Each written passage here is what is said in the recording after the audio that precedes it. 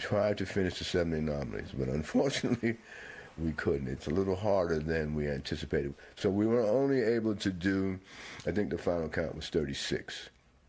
So that means there's 34 left. But these missions are very expensive, and I just don't know if I can get the funding to do it again. So, but the Park Service is kind of committed to continue on. We did find some stuff that could use some further exploration. I'm not ending my quest. If the Park Service say, Ken, we found some stuff, then, I'd put another mission together. But we're going to move on, do some other training. So my disappointment is, that we didn't find it, I think, as of yet. But eventually they will. To be continued, yes. You've been listening to the documentary from the BBC World Service. It was presented by me, Kennedy Lucas. It was produced by Victoria Farron, and it was a Just Radio production for the BBC World Service. I'm Jeff Goods. The news is next. Good morning, Manitoba. I'm Marcy Marcusa, back in our studio at 541 Portage Avenue. Thanks for being with us this morning on CBC. You're on 89.3 FM, 990 AM on the app or YouTube. Wow. And we all knew it was going to snow. I think in Winnipeg, though, there was this feeling that, okay, the last storm wasn't so bad, the last system. This won't feel that bad, but it did come quickly as expected, 10 to 15 centimeters, and we're shoveling out across the province. There's a lot of highways closed right now. We'll get into that momentarily. And we, of course, are bracing ourselves to see what's going to happen with school closures. We have a couple of divisions already affected by yesterday's snow. And yes, crews are out and about trying to keep up. So we'll talk to the city later about that. 3 minutes to 6, we're on air with the morning show till 8:37. Thanks for being here. 788-3093 if you want to reach us with a commuting tip, by the way, a traffic tip. Good morning, Corey Funk. Corey's going to pick up that phone if you call. Corey also directs the show. Good morning, Brad Lilly's behind our YouTube controls. And hello to Mr. Abby Adeyemi that told us this was all coming yesterday. Abby covers weather on the program and is also our technical producer. Heather Wells is in with headlines. It is 2 minutes to 6. Good morning to you. Good morning. Well, I've been talking with Environment and Climate Change Canada early this morning, and of the areas that are reporting, it looks like Brandon once again was hit hardest with this latest snow system. 16 centimeters of snow fell in Brandon. In Winnipeg, St. James wasn't far behind, 15 centimeters of snow in St. James. And Shannon Moody, meteorologist at Environment Canada, says the rest of the city had between 8 and 11. Back outside the city, Morden had 12, Virden had 11. So we'll hear how that is impacting people throughout the day. As well, the Union for Workers at a Winnipeg facility housing people with disabilities says it's time for healthcare aides to get their due. About 160 workers at 1010 Sinclair Housing hit the picket line demanding higher wages. They say their wages have only gone up 1.75% in the last 8 years. I'll be back with more news at 6:30. All right. Thank you, Heather. You're welcome. We're going to have more on that story as well. We're going to talk to a resident of 1010 this morning, so stay tuned for that interview. Let's talk about highway closures. 2 sections of Highway 1 are closed right now. Those are the big ones. Saskatchewan border to Brandon is closed. Highway 1 westbound lanes from Winnipeg to Highway 13. Highway 15 over in Eastman from the East Perimeter to Highway 302 is also closed. And check 511 for more. World Report is next. Nellie Furtado is bringing the party to the 2024 Juno Awards. She's hosting Canada's biggest night of music with show-stopping performances by Maestro Fresh West, The Beaches, Charlotte Cardin, Josh Ross, Talk, Nellie Furtado herself, and many more. It's a party that you're never going to forget. Don't miss the 2024 Juno Awards, Sunday, March 24th at 8 Eastern on CBC and CBC Gem. This is World Report. Good morning. I'm Marcia Young. We begin with a developing investigation in Ottawa. The city's homicide unit is at a home in the southern suburb of Barrhaven. 6 people have been found dead, including 4 children and 2 adults. 1 suspect is in custody. Officials say there is no threat to the public. We expect more details later this morning. Michael Spavor is getting millions of dollars from the Canadian government. It is compensation for the nearly 3 years he spent detained in a Chinese prison. Spavor was one of 2 Canadian men accused of spying. He says the other man, Michael Kovrig, and his work with the government got them into that trouble. Rafi Boudjikanian has the details. Two sources have told Radio-Canada Michael Spavor will be receiving $7 million from Ottawa. A Chinese court found Spavor and another Canadian, Michael Kovrig, guilty of espionage in December 2018. They were arrested when Canada detained Chinese corporate executive Meng Wanzhou on behalf of the United States for fraud. The U.S. eventually deferred charges against her, and the men were released at the same time 3 years ago. But last fall, the Globe and Mail reported Spavor was threatening to sue Kovrig. Spavor is an entrepreneur who has worked in North Korea and China. Kovrig is a diplomat. The Globe said Spavor was alleging he was imprisoned because he'd shared information with Kovrig, who had then reported it to Ottawa. All of that intercepted by Beijing. Kovrig and Ottawa deny these allegations. The money Spavor is receiving ostensibly covers both the settlement and legal fees. Spavor's lawyer says his dispute with Ottawa is now resolved. Global Affairs says it is committed to helping both men move on in their lives. Rafi Bujikani on CBC News, Ottawa. China is making it clear it intends to continue deepening its ties with Russia. It has some words for the U.S. as well, accusing that country of unilateralism and protectionism. All of this coming from China's foreign minister. My World Report co-host John Northcott has been listening in, and he's got more. So, John, what is this message from China's top diplomat? Marcia, these are strong words from Wang Yi, a man who, as a trusted confidant of Chinese leader Xi Jinping, is seen as speaking for the government and making it clear that not only are relations between Beijing and Moscow strong, but he expects them to grow. The China-Russia Comprehensive Strategic Partnership of Coordination with a new era has moved toward a high level. Political mutual trust has continuously deepened, mutually beneficial cooperation has complemented each other with respective advantages, and people-to-people exchanges have been passionate. Referencing the mutually beneficial cooperation between the two countries, he went on to point out that Russian gas is used in China while Chinese cars are driving on Russian roads.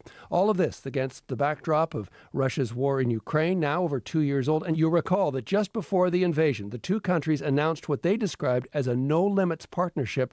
Those gas sales in particular have helped Russia withstand sanctions imposed by the West. So speaking of the West, China's foreign minister also had some words for the U.S.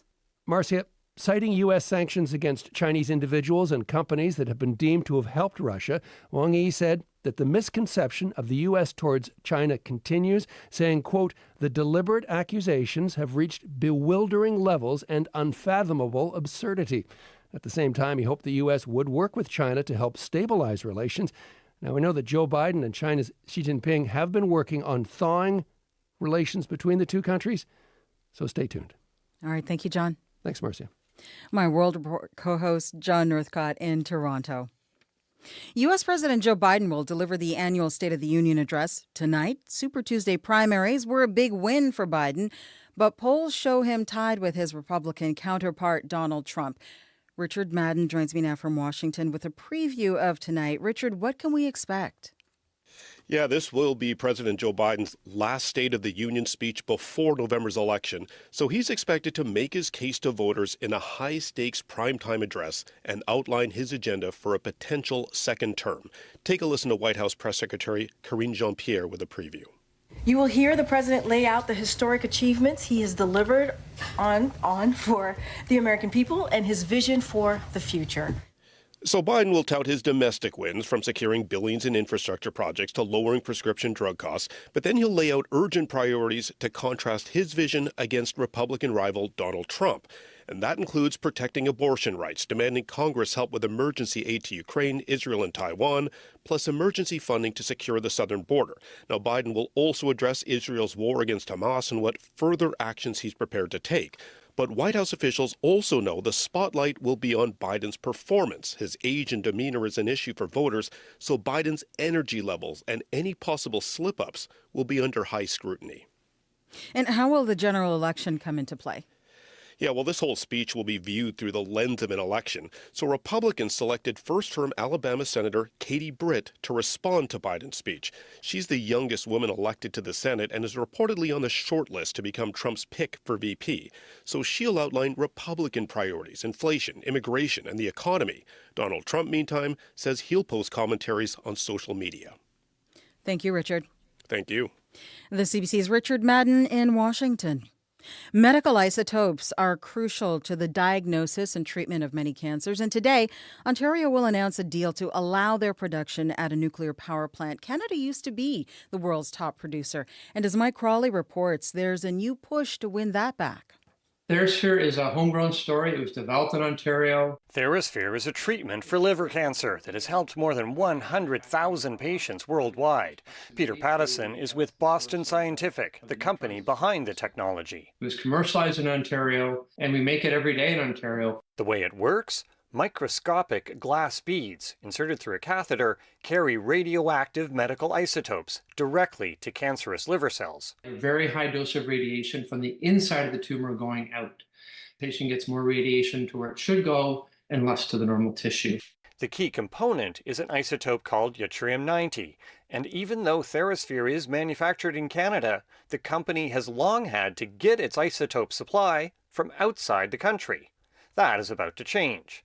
A subsidiary of Ontario Power Generation will announce plans today to produce yttrium-90 at the Darlington nuclear plant east of Toronto.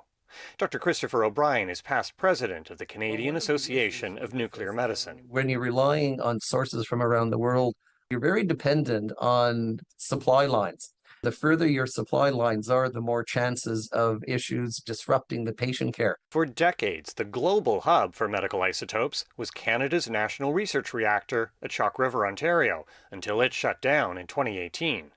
Another nuclear plant, Bruce Power, recently launched production of lutetium-177, used to treat prostate cancer. Mike Crawley, CBC News, Toronto. A new bald eagle nest along a Toronto waterway is creating buzz among bird watchers and wildlife enthusiasts. Conservationists are hopeful the birds will stay. They are asking the public not to disturb the nest. Patrick Swadden has the story.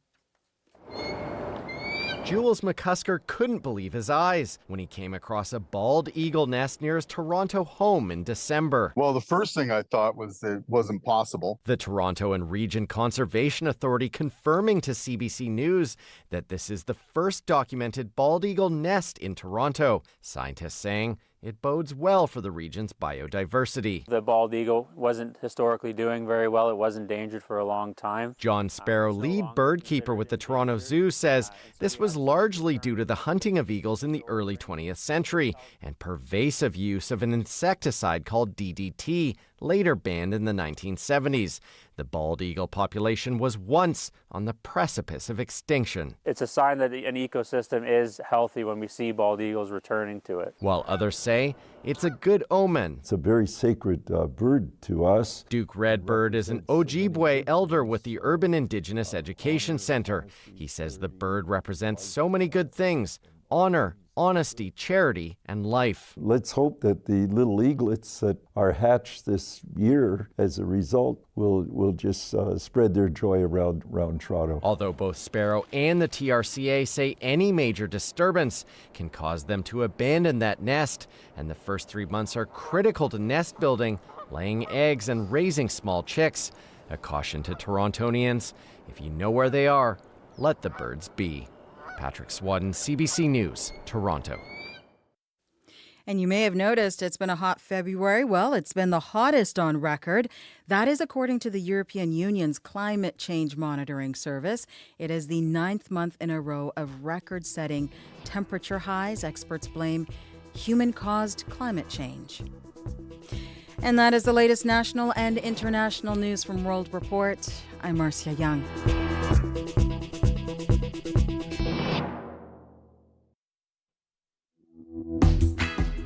Good morning, Manitoba, and hello, Winnipeg. Well, we continue to dig out, and we have a lot of highways closed this morning after the fresh snow that came down yesterday. Thanks for joining us. This is CBC. I'm Marcy Marcusa, as mentioned, with our team here at Information Radio. You're on 89.3 FM, 990 AM on the app or on YouTube. Well, this hour on the program, in addition to telling you what highways are closed, what schools divisions are closed, we are going to talk about a summer sport, actually. Baseball season's around the corner. Might not feel like it, but recreational sports is in jeopardy in our community due to a coaching shortage. So we're going to hear more about that. In addition, when you think of a writer's toolkit, you might picture a laptop, a notepad, a steaming mug of tea. But what about a pair of running shoes or a yoga mat? We'll talk about how exercise can boost our creativity. And March break is coming up in just about 2 weeks in Manitoba. If you're traveling, what should you think about in terms of safety and traveling with kids? We'll also talk a little bit more about what is happening with vaccinations and such, and different things that are spreading in Canada. We had Dr. Joss Reimer on talking about measles this week, but Dr. Bardwaj is going to talk also about norovirus this hour. So he'll be with us on our regular column just before 7 o'clock. Delayed by a day because we were out on location yesterday, of course. Let's get to Heather Wells with headlines, and then we'll get you into the weather and traffic issues. Hi, Heather. Good morning. Well, some people in South St. Vital want a developer to stop dumping soil on property near their homes. Damon Farm is owned privately. It's land along the Red River, and it's an area where people use well water instead of the city's water system. Bill Lopuck lives there, and he worries a proposed housing development is going to harm his drinking water and the surrounding ecosystem. He wants that soil removed, so we'll hear more coming up. As well, the NDP government says it is asking questions about child welfare's role with a family murdered in Carman last month. A mother and her 3 young children and teen niece were killed in the Carman area. The family says the teen was in the care of CFS. The family's ministers directed her department to work with child welfare officials to review all CFS contact with the family. We'll hear more from the Premier on this story in our next news at 6:30. All right. Thank you, Heather. You're welcome. We'll be listening. Let's get to the school cancellations today. All Park West School Division schools and the division office are closed today. Southwest Horizon School Division buses and classes are canceled. Staff today are assigned to work from home. And in the Brandon School Division, you've been walloped, Brandon. Buses will not be operating outside the city again. Alexander, O'Kelly, and Spring Valley schools are all closed today. Buses will run within the city of Brandon, though. And once again, just be prepared for delays or the possibility of the bus not making it to your stop, because there's some localized road conditions that are problematic in Brandon. And attendance is at parental discretion if you're traveling, but call the school if you're not going to be there, and everybody stay safe. So let's talk about the weather today. It's the calm after the storm. Abby Adiemi, right? Yeah, good morning. I woke up to the sound of plows this morning. Beep, beep, the beeps, and they're really trying to clear up the streets in Winnipeg, and that system was really fast yesterday. It just came, it swept in, and it dumped all the snow. Right? I was watching it in the afternoon and it started and I thought, okay, it's sort of coming down, but it's grainy and it's windy. But then the big flakes started. I looked out my window and I saw someone trying to clear his driveway, and I'm like, you don't want to do that because you're still going to get more. Yeah, but I was thinking, wait. okay, you could clear now and then you let some dump more and then come back later. Yeah, I guess that's what he ended up doing. Yeah. Now, it is calm this morning, so this is the shoveling out day. Yep, right now, Winnipeg, it's chilly. It's minus 12 degrees with light blowing snow. But don't worry, that wind is expected to ease up as we go through the day. And then we will be seeing a high of minus 9. Now, this is something from Environment Canada that reported a quick system that we saw yesterday, which came with heavy snow, leaving us with some residual light snow and wind that we're currently seeing this morning. And if we look at southern Manitoba, that really got hit, that part of southern Manitoba, especially Brandon has been cleaning up. And again, yesterday they took the brunt with about 16 centimeters of snow.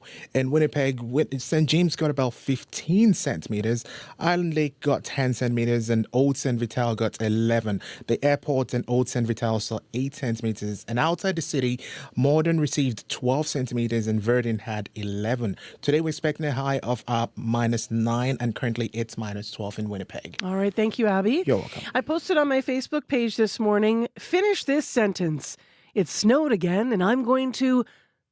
What are you going to do? Get a shovel, get a scream?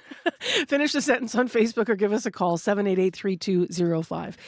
Corey, take all the time you need because you have a long list of traffic issues. It snowed again, and I'm going to be very busy this morning. Yes, so let's look at all those highway closures. Many of them, 99% of them are in western Manitoba this morning. So let's start with Highway 1. 2 sections of Highway 1 are closed right now. Saskatchewan, from the Saskatchewan border to Brandon is closed right now. And then Highway 1, just the westbound lanes from Winnipeg, from the perimeter to Highway 13, that's right near Oakville, is closed right now. That's just the westbound lanes. There is one highway closure just east of Winnipeg, Highway 15 from the East Perimeter to Highway 302. That's just east of Enola there. That is closed right now. The rest are in Western Manitoba. Many of those actually are around Dauphin right now. Highway 10 from Cowan up to about just before Dauphin. And then it continues again from the north gate of Riding Mountain to Minnedosa. Look out for that as well. Highway 5 from the Saskatchewan border to Dauphin, and then it continues again from Oka River to McCreary. That is also closed right now. As other westbound highway closures, they include Highway 16 from Highway 83 to Highway 10. That's essentially from just east of Foxwarren to just east of Basswood. Highway 21 from Shoal Lake to Kenton. Highway 45 from Highway 10 to Russell, as well as Highway 5 from Carberry to Glenborough, Highway 83 from Russell to San Clara, and Highway 50 from McCreary to Amaranth. And if you, I'll be keeping an eye on Manitoba 511, but if you want to keep, because things are changing pretty quickly as the plows kind of hit the road, especially around places like Dauphin, things like that. I'm keeping an eye on that, but head to Manitoba 511 for the most up-to-date highway conditions. If you see anything else though going on out there, if you're in the city here, things are pretty trudgy, I would say, on the sidewalks, everything else. But if you see something going on, give me a call, 204-788-3093.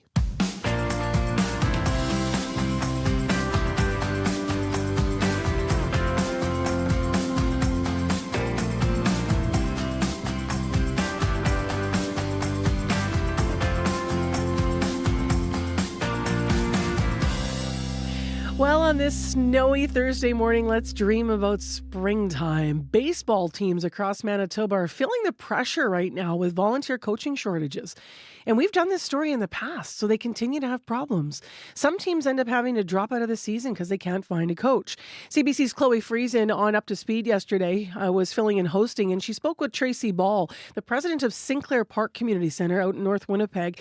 She's hoping to get as many volunteer coaches to sign up for the upcoming season so the kids can play.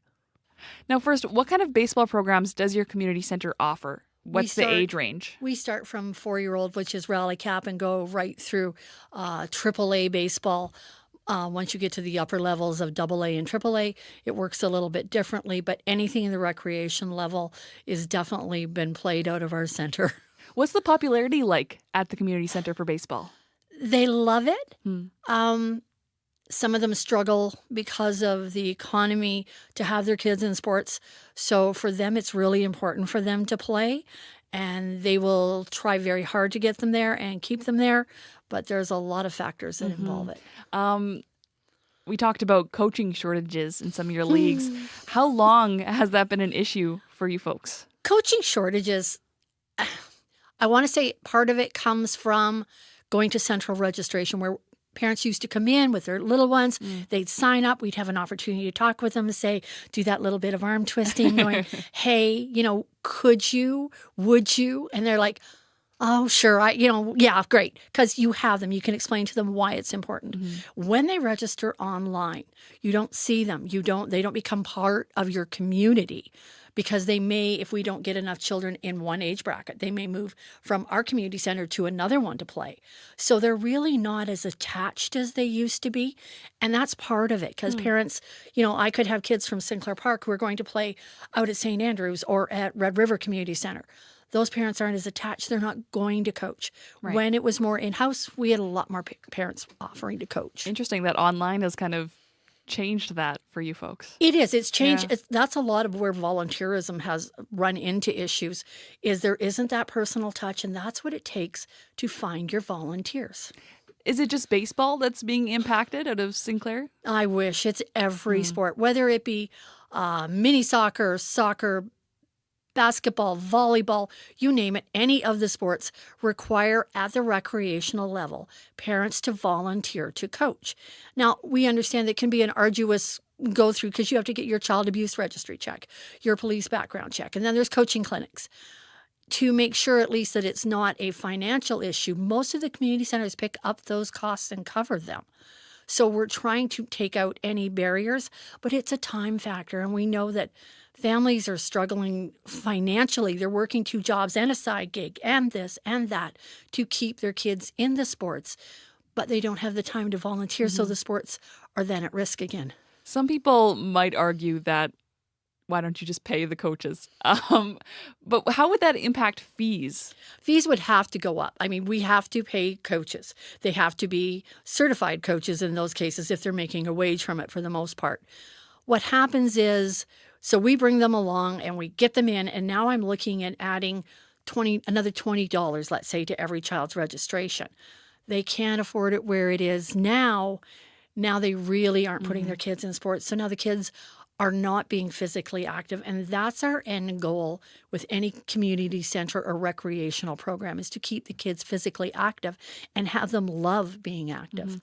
What happens then if a team can't find any coaches in time? What direction are they given?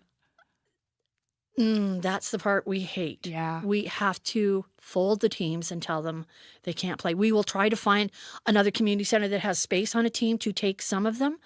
But it's when I have to call that parent and say, unfortunately, we cannot host a team and there's no other spots for me to transfer your child to. And I really hate putting them in that position. And location is probably a big thing for families where their community center is a hub. Well, when you realize for North Winnipeg minor baseball, so part of what I'm part of, our catchment basin goes from R.A. Steen, which is down in Wolseley, all the way to Clandeboine. Wow. So that's a big area to try to cover, even for our AAA players, because parents get off work, let's say 5:30, they need to be in St. Andrews for 6. Now, not only are they playing minimum of 2 nights a week, they're practicing 2 to 3 other nights or days or weekends a week, and parents are going, but the lake, but, you know, and then the older the kids are, they have jobs. So there's a lot of stuff that impacts it. Right. Now, when you're searching for coaches to fill these spots, would university or high school students be able University, to fill this we need? would be hands down. As I explained to you the other day, we last year had 3 youth that had come out and moved here from the Ukraine that were actually certified soccer players from their national teams who stepped in to coach because they wanted to do something and give back. It was amazing to have them. There were some language issues, but it was great. We would gladly take university students. I mean, they're looking for umpires. Right now, there's a shortage of umpires. There's a shortage of coaches. There's a shortage of refs, whether it be on the basketball court, in hockey, in any sport that there is. And we need parents to, please, I'll bake you cookies if you volunteer. That definitely sweetens the deal. So say a parent or maybe a university student, someone's listening and they're like, wow, I want to get back in the game. I want to help with these community centers. What should they do? If you live close to a community center, reach out directly to the one that's near you. If you don't know which community center is near you, there is on the General Council of Winnipeg Community Centers website, there is how to find what your home community center is. If there isn't, and they don't, let's say, aren't registering kids for that sport, you can then go to a further map and go, okay, so can you tell me who is? Ask the questions. If you want to call me at Sinclair Park, I will help you find who's closest to you. There's a lot of us that will. Phone General Council of Winnipeg Community Centers. They'll tell you what's closest to you that's looking for coaches. So if you can coach, they're needed. Tracy Ball, the president of the Sinclair Community Center in Winnipeg, speaking with Chloe Friesen on Up to Speed. 6:24 a.m. is the time, -12. The temperature, lots of highways closed in the province this morning. The big one, 2 sections of Highway 1, Sask border to Brandon, and Highway 1 West, Winnipeg to Highway 13. Check out 511 if you're going to head out. Up next on the show. Before I go for a run, if I have a sticky plot point or I'm trying to figure something out, I will ask myself the question, what is it that I need to know by the end of this run? And then in a way, I shelve that. So I'm not consistently having the question run through my mind as my feet are sort of pounding the trail, but I'm letting that question percolate and just sit so that when I get back to the place where I can be at my computer, my fingers are on the We're listening to keypad, Amber I can Cowie start to talk about her actually process, do the work. process of writing. She's a Canadian author, but as you can hear there, she's talking about the importance of exercise while she's writing and how that helps with creativity. To talk about that, Lee Vanderloo is our next guest, Scientific Director for Participation. And good morning. Good morning. Thank you for having me. I was going to say, and what an interesting topic we have to talk about. What does research tell us about how exercise can boost creativity? Yeah, so as we start moving, we're going to experience an increase in blood flow and oxygen to parts of the brain that are responsible for some of this higher order thinking. So areas such as the prefrontal cortex, we're going to experience an increased release in neurotropic factors. And that's really just a fancy way of saying, we get moving, we're going to see an increased release in those creative juices. Now, this is not just, one author and us sort of talking about this. The experience has been reflected by research that was specifically published recently in the journal Discover Psychology. We framed this sort of for writers, but how could this benefit people in other fields of work, do you think? Absolutely. So, as we're moving, we're going to experience that increase in that, convergent but divergent thinking. And it's really that divergent thinking that's going to allow us to engage in more of that creative thinking. So what do I mean by that? That's more of that out-of-the-box thinking, more of that blue sky idealization. And so, while it's great for those traditionally considered artistic or creative roles, such as writers, musicians, other forms of artists, other professions, even myself, as a scientist, that you'd be very hard-pressed to not find someone who doesn't encounter a challenge or a problem in either their professional or their personal lives, and where, we need to take a step back and be like, okay, was not expecting this. How are we going to troubleshoot? How are we going to course correct to get this project, for example, back on track? And so this is where leveraging physical activity to help support more creative problem solving is really going to be key, and should really be, something we consider adding to our toolkit to kind of give us more of that competitive edge to be a better performer, not just in our personal lives, not just in our professional lives, but even for students, academically, that this is really one additional thing that we can consider just to give us, that edge in an already competitive world. So if you have a management problem, for example, that you can't find your way through, exercise. It's not just writing a novel, absolutely. Is your point. How much exercise, though, or activities needed to get those juices flowing? Yeah, well, that's such a great thing, is that when it comes to creative thinking or boosting creativity, 10 minutes, 10, 20 minutes at a time is all we need, and at a moderate pace. So we're not even talking like this full-out sprint or high-intensity interval training. Of course, there's other benefits that come along with that type of movement. But if we're looking specifically at, I have a problem. I want to be a little bit more creative. I want to be able to just sit back down at my desk and really hone in on a task. Taking 10 minutes, to go for a quick little stroll or wheel around, the office or your neighborhood. Take the dog out for that afternoon walk quickly. We're really going to see the benefits. And it's not just so much that we're only going to benefit during the actual act, during that 10 minutes. But just as, the author had mentioned, it's really when she comes back down to her computer and starts doing the work, that's when she starts to really reap the benefits. And so that's what's great, is that when we're looking at brain health benefits of physical activity, we continue to reap the benefits and experience benefits from movement hours after it happens. Did the task. Lee, thank you for this morning. We've got a really busy storm morning, so just time to touch this topic, but we appreciate you. Thank you so much for having me. Take care. That's Lee Vanderloo, Scientific Director for Participaction. Well, this morning you can get your exercise by shoveling. As we've been mentioning, we're kind of after the storm. So what's busy this morning is giving you information. One of the things is school closures. Park West School Division and the division office both closed today. Southwest Horizon, buses, classes canceled, staff working from home. Brandon School Division, no buses in the rural areas. Alexander, O'Kelly and Spring Valley schools are closed. You might see delays even in the city of Brandon for buses. Now, attendance in rural areas is at your discretion if you have to travel, but call the school if you're not going to be there. We have had lots of snow down, and that means a lot of highway closures. Check 511 before you head out this morning to see what is closed. Corey will be in with a full rundown right after your CBC Winnipeg News. This is CBC News. Good morning. I'm Heather Wells in Winnipeg. At 6:30, we've got a bit of light and blowing snow. It's minus 12 right now. It's going to be cloudy today and a little on the cool side, below normal, with a high today of minus 9. Well, as Marcy mentioned, shovels are getting a workout after yesterday's snowstorm in southern Manitoba. Shannon Moody at Environment and Climate Change Canada says the hardest hit areas was Brandon. It had 16 centimeters of snow. In Winnipeg, St. James, not far off, with 15 centimeters.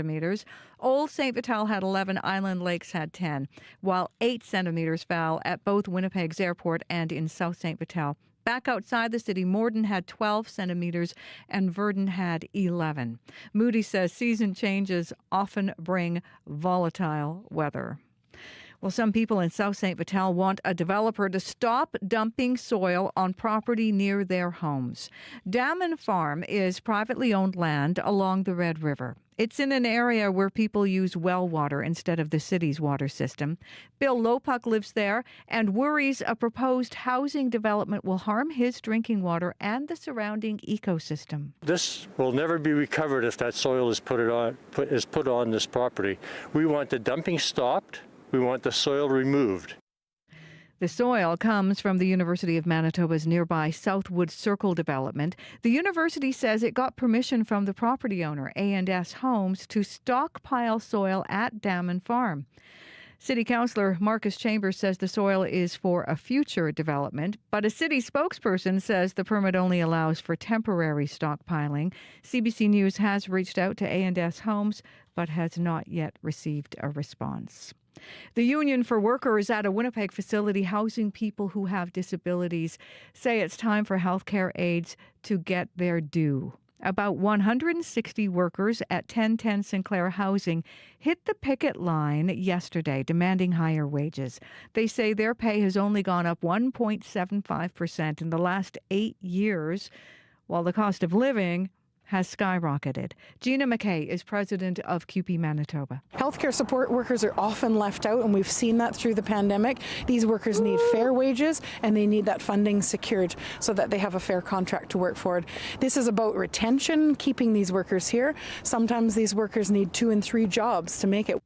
Some people who rely on 1010 workers tell CBC News they don't know who will care for them during the strike. McKay says it's up to the employer to find solutions while workers hit the streets. The NDP government says it is asking questions about child welfare's role with a family who were murdered in Carman. A mother, her 3 young children, and a teenage niece were killed last month. The family says the teen was in the care of CFS. The family's minister has directed her department to work with child welfare officials to review all CFS contact with the family. A report is expected by the end of April. Premier Rob Canoe is still open to a public inquiry once all the criminal matters are settled. That if we see cases work their way through the justice system, once they've reached their logical conclusion, if we're still left with systemic questions, we will be very open to having an inquiry to help all Manitobans understand what went wrong. Canoe says his government is already acting on recommendations made in previous public inquiries on children in care. Meanwhile, to a suburb of Ottawa, where police say 6 bodies have been discovered at an address south of Ottawa. They say an arrest has been made. There's no ongoing threat to public safety. The homicide unit reports the dead include 2 adults and 4 children. Police say they arrived at a home in the Barrhaven area shortly before 11 o'clock last night after receiving multiple 911 calls. You can hear the latest on this story as it develops on World Report coming up at 7. The NDP were under fire in yesterday's question period as the opposition PCs accused the new government of forcing school divisions to raise taxes. But Manitoba Premier Rob Canoe says the education system has been underfunded for years. We are going to be playing catch-up because investing in education is the best investment we can make when it comes to the economy. Canoe also says the NDP have brought forward a funding increase above the rate of inflation, adding it takes enrollment in school divisions into account. But the Tories say the government chose higher taxes at a time when families are struggling with the cost of living. Well, last month was the hottest February on record. That's according to the European Union's Climate Change Monitoring Service. It's the 9th month in a row of record-setting temperature highs. Experts blame human-caused climate change. Carbon dioxide concentrations are at their highest level for at least 2 million years, according to the UN's climate body. You can hear more news throughout the morning right here on Information Radio, and you can find more news updated throughout the day at cbc.ca/Manitoba. Thank you, Heather. You're welcome.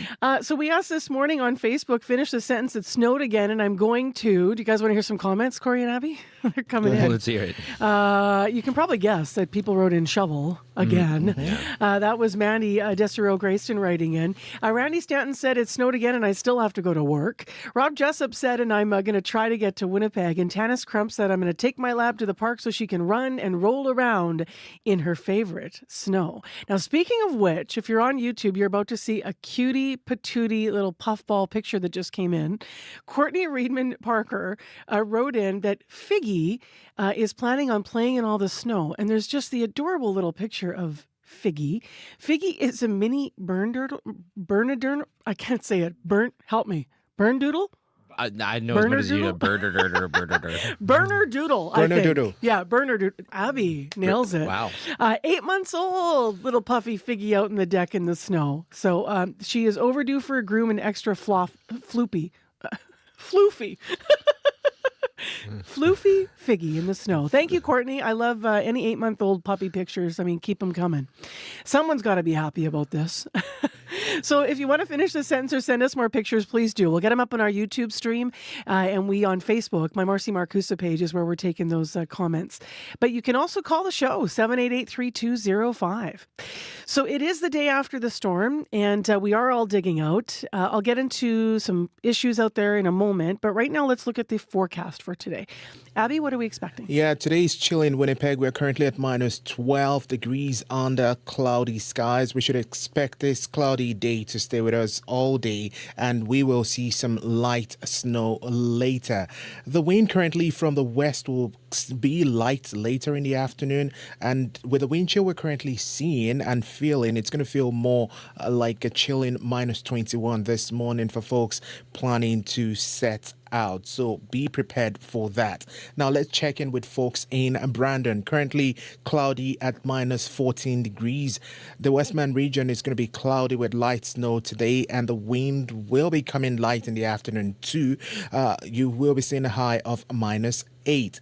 Heading up to Thompson, it's currently clear at minus 25 degrees today. It will be mainly sunny with a high of minus 7. Churchill is also mainly clear at minus 25 degrees. We'll be seeing mainly sunny skies for folks in Churchill with a high of minus 11. But there's a risk of frostbite because of the wind chill, because it's going to be feeling like a minus 37 this morning for folks up in the north. Good morning, Duffin. How you doing today? Currently, you're seeing some light snow at minus 13 degrees. The Parkland region today will be cloudy with light snow this morning, then clearing in the afternoon, and the wind will become light. You will see a high of minus 8. Good morning, Gimli. You are seeing an overcast, currently minus 9 degrees. The Interlake region will be cloudy today, and some light snow will definitely come. You will see a high of minus 7. Steinbach is currently at minus 14. It will also be cloudy all through the day with a chance of light snow late this morning, and the high is for minus 8. Lastly, Morris currently at minus 17 degrees. Today, the Pembine Valley will see a mix of sun and cloud, and we'll see a high of minus 8. Currently, Winnipeg, we are at minus 12. Thank you, Abby. You're welcome. Well, it's the morning of lists. I've got a massive school closures list, and I'll do that right after Corey tells us about the highways that are closed. Yes, highways right now. Let's start with Highway 1. 2 sections of Highway 1 closed right now. It's from the Saskatchewan border to Brandon. It's closed right now, as well as the westbound lanes on Highway 1 from Winnipeg to Highway Highway 13. That's just right near Oakville there. As well, according to the province, highway closure in there's one in eastern Manitoba, just east of the city. Highway 15 from the east perimeter to Highway 302. That's just east of Anola is also closed right now, according to the province.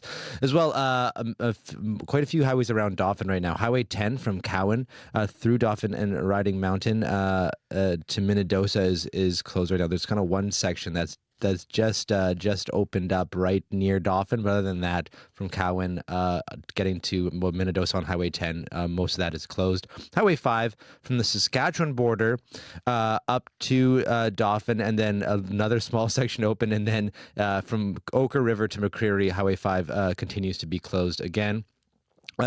Also around Westmount, Highway 16 from Highway 83 to Highway 10. So that's essentially from just east of Fox Warren to east of Basswood. Highway 21 from Shoal Lake to Kenton. Highway 45 from Highway 10 to Russell. Highway 5 from Carberry to Glenborough. Highway 83 from Russell to San Clara. And Highway 50 from McCreary to Amaranth. And as those snowplows start to hit the road, as kind of things taper off, I imagine things are going to change quickly. So keep an eye on Highway Manitoba 511. And just because it's not closed doesn't mean it's not treacherous either out there on the highways. So seeing a lot of highways, poor visibility being reported on Manitoba 511 right now.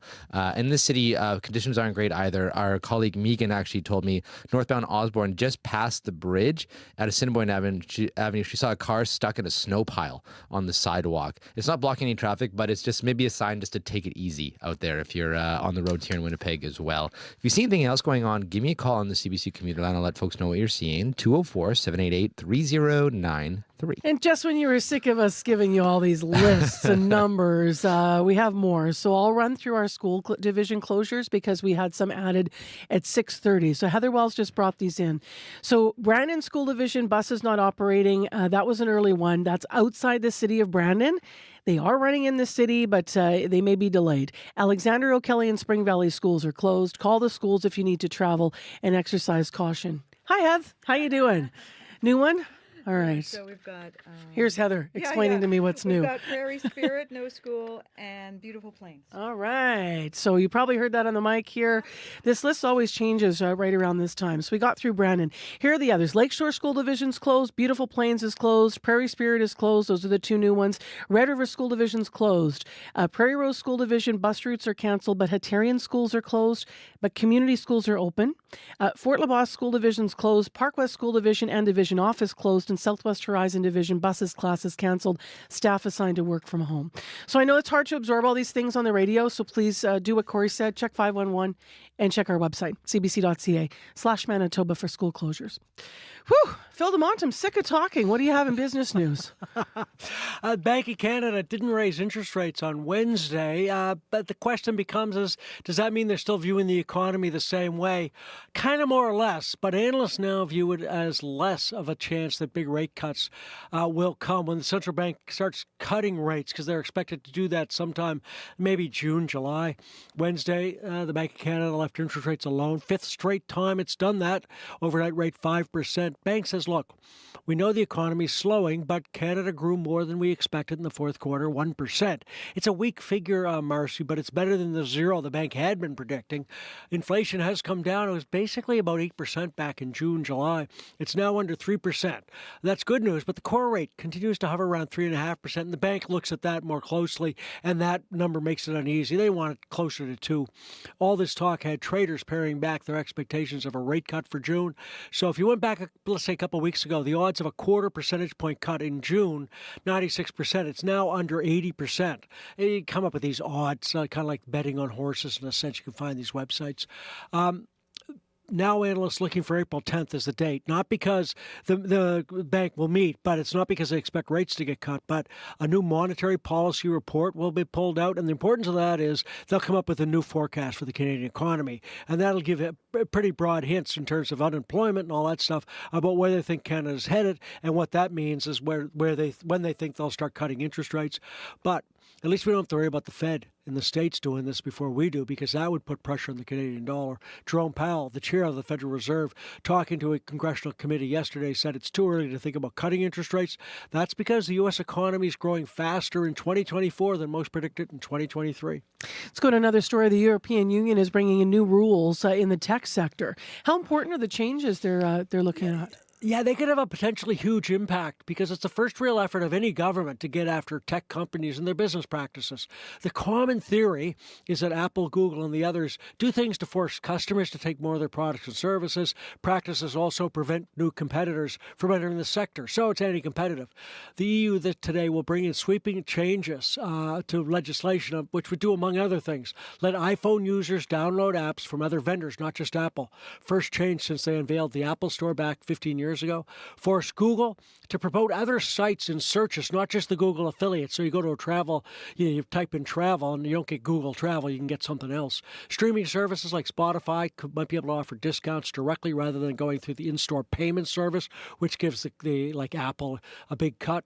New changes also give customers more control of their information. Google users can opt out of sending their streaming histories to be shared with, let's say, Google's YouTube platform.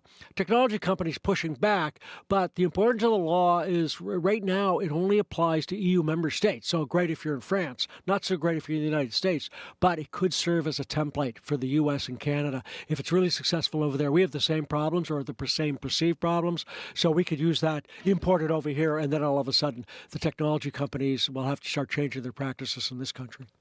Now, usually when the price of something goes up, to your next story here, people buy less. Why isn't that happening with chocolate? Yeah, in economics, it's known as Giffin's paradox. It's when the demand goes up for something, even as the price rises. Think luxury goods like diamonds. When those prices go up, people tend to get more excited and buy them more. You wouldn't think it would happen with chocolate, but it has. Cocoa prices this week on the New York Futures Exchange topped $6,500. That's a new record. You'd like to say the prices are rising because demand's so high, but it's not really the case. Ivory Coast and Ghana and West Africa produce something like 60% of the world's cocoa beans, but extreme weather's hurt the output in these countries. 2 years ago was heat. That tanked the crop. Last year was too much rain, ironically, led to an outbreak of black pod disease, which rots cocoa pods. All this has resulted in chocolate bar prices going up on average 8% last year. So you'd think this would mean people would buy less chocolate. Not happening so far. The chocolate confectionery industry was worth about $120 billion last year. Analysts think it'll grow more than 8% this year, more than the GDP, but that's also impressive considering consumer spending in the U.S. especially is expected to crater later this year. The best explanation for higher demand? In uncertain times, people eat chocolate to feel better. Let's get to markets. What's up?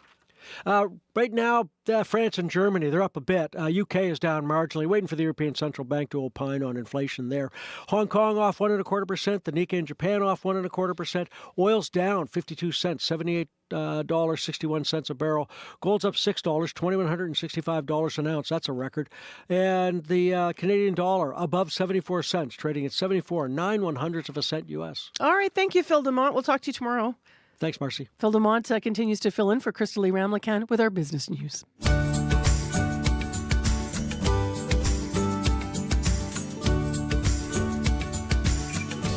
How you doing out there, Manitoba? We all got fooled, right? We all were like, okay, snowstorm, then it'll melt. And then the wallop yesterday, not so much. It's only March 7th. There is a lot of snow out there, though. The driving conditions are really not great. A lot of highways closed. Check 511 this morning, and we do have school closures as well. You can go to our website to see the list at cbc.ca/Manitoba, and I'll announce it one more time before the top of the clock. Right now, it's 12 minutes to 7 a.m. on your Thursday morning, and March is the month when many people in Canada take a trip. It's a chance to get away from the last of winter. It's the chance to take advantage of spring breaks for kids. In Winnipeg, spring break coming up in just about 2 weeks. But with travel comes the risk of travel-related illness and infection, of course. So that's our medical column today. If you're planning on going away, our health and medicine specialist, Dr. Raj Bardwaj, has some advice on staying safe. Good morning, Marcy. So what's the latest in what you're hearing about illnesses and infection risks right now? Yeah, there's a few notable risks. Of course, it depends on where you're going, but I think a lot of us tend to head south, either to the States or further south. Some will get maybe as far as Asia or Europe. The Chief Public Health Officer of Canada put out a special statement about the risk of measles, especially in Western Europe, but also now in the States. And we are starting to see some cases in Canada that don't seem to be travel related. So measles is a concern. There's also a spike in cases of norovirus in the U.S. right now, just because of the normal sort of seasonality of it. Depending on where you're going, of course, there are still high levels of influenza and COVID infections as well. And, it used to be that you had to be going somewhere exotic to think about sort of, travel vaccinations and stuff like that. Not anymore. And of course, remember, depending on where you're going, people from all over the world are going there too, and you will mix with them there. There was a measles outbreak related to travel to Disneyland in 2015 that ended up spreading all over the continent. And of course, airports are just a soup of floating germs and contaminated surfaces just on their own. Now, we did have Dr. Joss Reimer, President-elect of the Canadian Medical Association, on the show this week, talking all about measles. So I want to go to norovirus, which you also mentioned, Dr. Bardwaj. Can you remind us about that illness and how, often people get it and how it affects them? Yeah, so norovirus is a gut virus. It gives people a lot of stomach cramps and nausea and vomiting and diarrhea. It's the one that we hear about causing outbreaks on cruise ships, for example, because it's a pretty hardy virus. It's fully, it's hard to get rid of it fully off contaminated surfaces. It's highly contagious and it's highly unpleasant. It hits pretty quick. So from exposure to symptoms is usually 12 to 48 hours. And the illness is also pretty short. Luckily, 2 to 3 days of intense symptoms, but then people can continue to shed the virus for a few days after their symptoms are gone. So norovirus can cause, bigger problems than just gut stuff. It can cause dehydration, imbalances in electrolyte levels. It does end up it makes some people end up in hospital because of dehydration mostly. It spreads mostly through contact, either directly with an infected person, so it tends to tear through families, but also through contaminated surfaces. So think of all the things that you touch, railings and door handles and sink faucets and stuff like that, and then bringing those germs to your mouth. The virus, should be easier to prevent than something like measles because it just basically comes down to good hand washing. Soap and water is more effective than hand sanitizer when it comes to norovirus. You need a good hand wash, so that full 20 seconds, make sure to get all of your hands, not just the palms of your hands. And especially, of course, before preparing foods, before eating. If you're at a restaurant, the last thing you should do before you start eating is wash your hands. And of course, after being in crowded places like public transit or carnival rides, things like that. And of course, wash your hands really well with soap and water after going to the bathroom. What can people do if they catch a stomach bug like norovirus, though? Yeah, so if you do get sick, it's mostly about riding it out, waiting for your body to expel and eliminate the virus from your system and avoiding dehydration. We don't have, a pill that we can give you that will fight the norovirus. It's your body's got to do that on its own. Now, in terms of avoiding dehydration, I think there's a couple of mistakes that people tend to make. They tend to sort of pound back the fluids. And then their stomach is still really irritated, so they just vomit everything up again. So you can continue to take fluids, but just sip slowly, like a tablespoon every 10 or 15 minutes, so that the fluids get absorbed without filling your stomach and triggering more vomiting. The other thing is that, you can sip water or juice or whatever, but there are electrolyte powders or tablets you can buy that are purpose-built for people suffering from gut infections like norovirus. So think Pedialyte or Gastrolyte. There are also over-the-counter medications that can help with the nausea and vomiting. So think of things like Gravol, for example. For the other end, I wouldn't necessarily advise taking anything to stop the diarrhea, though, since it's going to stop on its own within a couple of days. And if you stop it, that prevents your body from doing the right thing and getting rid of the germs. Certainly, if you're about to get on a plane to get home, then temporarily slowing or stopping the symptoms makes sense. But in general, you want to just let your body do the right thing and just keep hydrated. And, it's interesting, when you talk about measles, people catch it, and then it takes about 10 to 14 days to begin getting symptoms. So people tend to bring it home and then get sick. Whereas with norovirus, it hits fast. So it's more likely to ruin your holiday because you're going to catch it and then still be sick while you're still away. But then you might be better, as soon as you get back. So either way, I think it's good to sort of plan ahead, avoid travel-related infections if you can. Just before you go this morning, just sort of widening out to travel overall, because spring break's coming up. What prevention advice do you have about, traveling with little kids? Yeah, this is really tough. I was in an airport recently and I was just standing there waiting to board the plane, and I looked beside me and there was this board. I don't know, he must have been about 4 years old, and he was just licking the railing. And I was just thinking, man, so I mean, it's tough. Kids are kids, so keep an eye on your kids. Try to encourage them to not get germs in their mouth. Wash their hands, things like that. Pack a first aid kit, if you can, with things like the Pedialyte powders and stuff, and maybe a little Gravol and plain old Tylenol, Advil type things, of course. And then the simple stuff. We know how germs get into us. Let's prevent that. So wash your hands, soap and water. Of course, hand sanitizer is a decent alternative when you don't have soap and water handy. Avoid crowded indoor air. Out of the germs that we're concerned about, a lot of them travel through the air. Influenza, COVID, measles, all travel through the air. So, and indoor air, where people are breathing and coughing and sneezing and stuff, is where germs can spread more easily. So try to avoid those places if and when you can.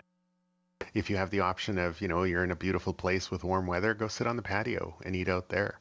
And of course, pack some N95 style masks for when you can't or choose not to avoid indoor air, because you want to go on that ride at Disneyland or whatever the case may be. And then the other really important thing is, if you get sick within a couple of weeks of getting home, please stay home and keep your kids home, because that's how we prevent these infections from tearing through the population, the greater population who didn't go traveling and who might be low on their measles vaccinations or things like that. All right, Dr. Bardwaj, thank you. My pleasure. That's our host, Dr. Raj Bardwaj. I love the moment where he's talking about the kid licking the railing. Oh, kids. Well, today you might have them at home with you. This is the longest school closures list, I think. It's in the running for longest of the year. So I'm going to take a big breath. And before we do news headlines, Heather has just come in with the very latest. So here is what's closed because of digging out from the storm. All of these following divisions are completely closed. So no buses, no classes, no school. Sunrise, Evergreen, Lakeshore, Beautiful Plains, Prairie Spirit, Red River, Fort LaBosse, Park West, as well as the division office in Park West, all closed. Southwest Horizon buses, classes canceled, staff assigned there to work from home. In addition, Prairie Rose School Division bus routes are canceled, Hatarian Colony schools are closed, so are École Saint-Eustache, St. Francis Xavier, and St. Paul's Collegiate. Other community schools remain open. And finally, in Brandon, once again, no buses in the rural areas. Alexander, O'Kelly, and Spring Valley schools, all three today, are closed. In the city of Brandon, prepare for delays. The bus might not make it to your stop because of localized conditions. Use discretions where travel is required and call the school if you can't attend. cbc.ca/Manitoba to view the list. And now here's Heather with our other headlines. Good morning. Well, the Union for Workers at a Winnipeg facility housing people with disabilities says it's time for healthcare aides to get their due.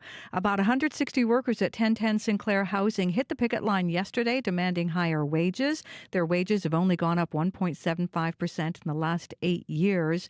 Some people who rely on those workers, though, tell CBC they don't know who will care for them during this strike.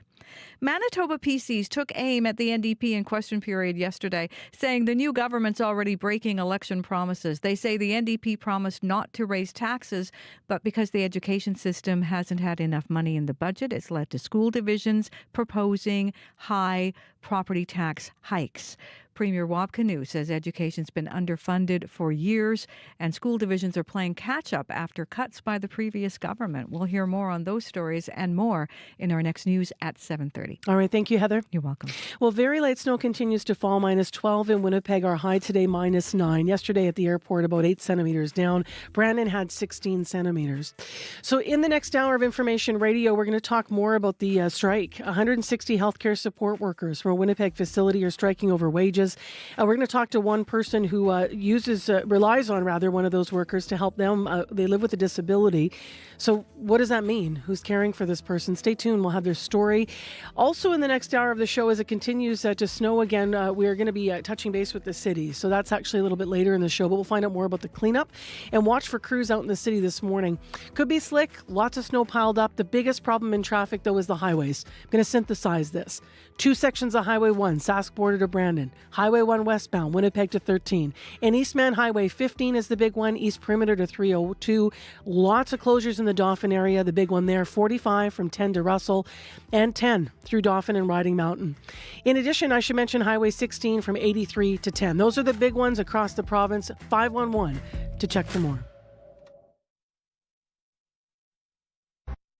On the Current. I am happy that I really stand up and prove that I am able to do the work that I want to do.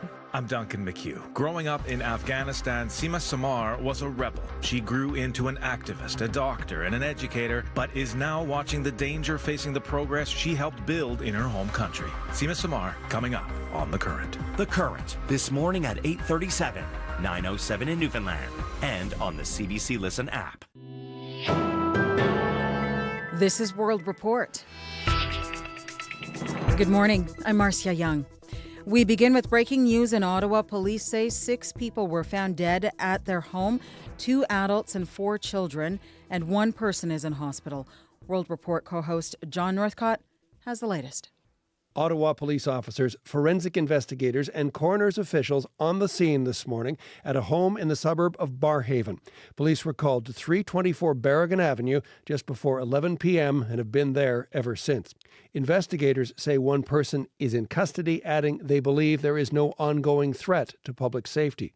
Police are saying little more at this point as family members are being notified, but speaking on CBC's Ottawa Morning, Police Chief Eric Stubbs had this to say. What I will say is that we do not believe that this is an incident of domestic violence or intimate partner violence. The mayor of Ottawa, Mark Sutcliffe, writing on X, described it as, quote, one of the most shocking incidents of violence in our city's history, going on to thank the emergency responders who are, quote, investigating and supporting those affected by this terrible event.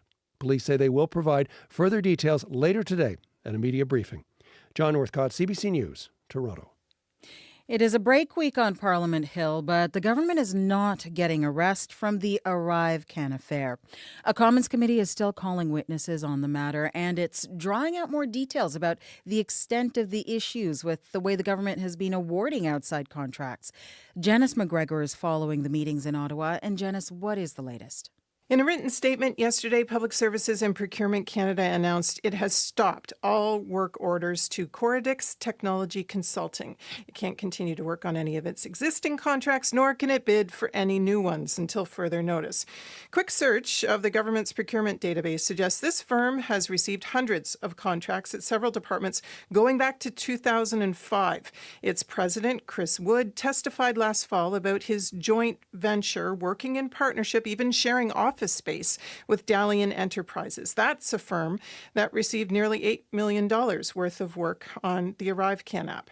It has been investigated and suspended already. Dalian's founder, David Yeo, was found to be both an employee of the Defense Department and a federal government contractor, a conflict of interest that's not allowed. Yesterday at Public Accounts Committee, MPs were grilling Treasury Board officials about a key allegation in the Arrive Can affair, the claim by 2 suspended civil servants that Min Doan, the government's chief technology officer, deleted potentially thousands of emails from the CBSA's server. Why wasn't he suspended? Conservatives demanded. Here's Roch Upe, the Comptroller General of Canada. The investigation is still ongoing, but at this point, there was no incriminating findings against Mr. Doan. Yet another thing muddying the waters of this affair. Marcia. We also got an update on the exact amount of business another suspended company was doing with the government. What can you tell us about that? That's right. Yesterday, they clarified that since 2011, the government had awarded over $107 million worth of contracts to GC Strategies. Now, its founders have been refusing to testify at committee. The House of Commons has had to issue a summons now for its founders to appear later this month. We'll see what else we learn as the Public Accounts Committee meets again today. All right. Thank you, Janice. You're welcome. Janice McGregor in our Parliamentary Bureau. A former BC cabinet minister is leaving the provincial NDP to sit as an independent. Selena Robinson is Jewish. She says she's quitting the party because it's not serious about dealing with anti-Semitism. There have been numerous colleagues of mine, intentionally or unintentionally, who have said anti-Semitic things. The Jewish community heard apologies from them. They were accepted and things carried on. That hasn't been the case, certainly in my case. Last month, Robinson resigned as BC's Minister of Post-Secondary Education. She was under pressure to step down after she said that modern Israel was founded on, quote, a crappy piece of land. Robinson apologized and promised to take anti-Islamophobia training, but she says she is still facing a backlash for her comment. Michael Spavor is getting millions of dollars from the Canadian government. It is compensation for the nearly 3 years he spent detained in a Chinese prison. Spavor was one of 2 Canadian men accused of spying. He says the other man, Michael Kovrig, and his work with the government got them into that trouble. Rafi Boudjikanian has the details. 2 sources have told Radio-Canada Michael Spavor will be receiving $7 million from Ottawa. A Chinese court found Spavor and another Canadian, Michael Kovrig, guilty of espionage in December 2018. They were arrested when Canada detained Chinese corporate executive Meng Wanzhou on behalf of the United States for fraud. The U.S. eventually deferred charges against her, and the men were released at the same time 3 years ago. But last fall, the Globe and Mail reported Spavor was threatening to sue Kovrig. Spavor is an entrepreneur who has worked in North Korea and China. Kovrig is a diplomat. The Globe said Spavor was alleging he was imprisoned because he'd shared information with Kovrig, who had then reported it to Ottawa. All of that intercepted by Beijing. Kovrig and Ottawa deny these allegations. The money Spavor is receiving ostensibly covers both the settlement and legal fees. Spavor's lawyer says his dispute with Ottawa is now resolved. Global Affairs says it is committed to helping both men move on in their lives. Rafi Boudjikanian, CBC News, Ottawa. A messy winter storm is on the way for Atlantic Canada. It is expected to come as heavy freezing rain in Nova Scotia and PEI, then a huge dumping of snow in Newfoundland. For more, let's go to the CBC's Peter Cowan in St. John's. And Peter, what are the next 24 hours going to look like?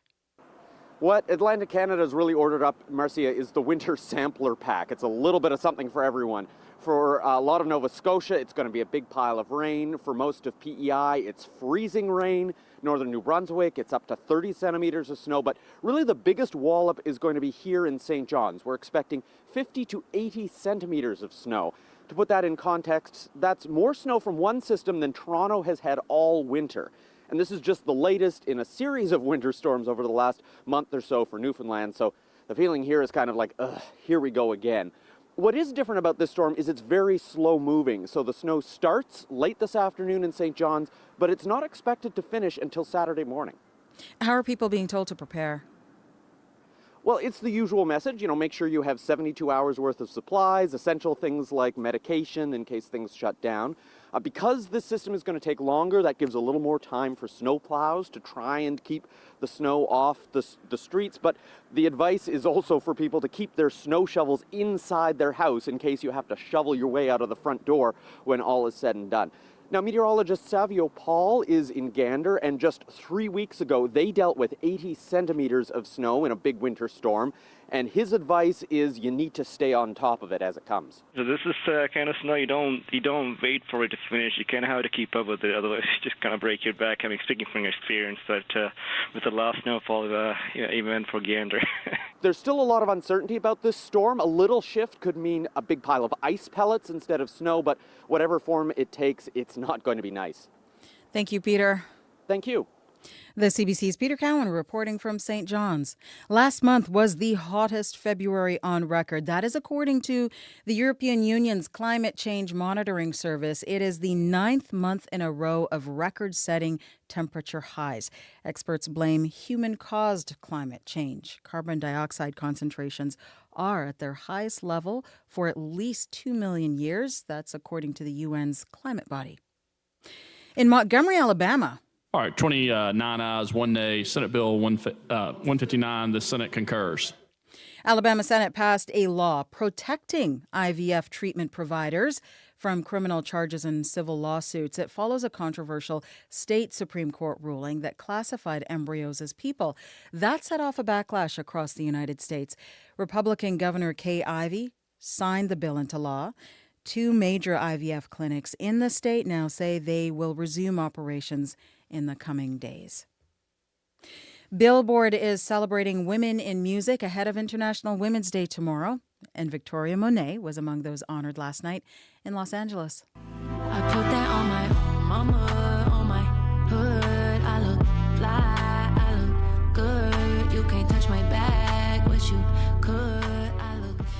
That is On My Mama by Victoria Monet. It won this year's Grammy for Best R&B Song. I look good, you can't touch my back, but you could. I look fly, I look too good.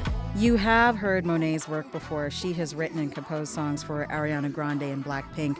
Other icons that were honored last night include Kylie Minogue, Ice Spice, New Jeans, and Karol G. I'm so deep in my bag like a grandma with a peppermint. They say, oh, she smell good. That's just cause I'm heaven sent. Sex game goes stupid. That's World Report. I'm Marcia Young. Your opinion is irrelevant, but I know you think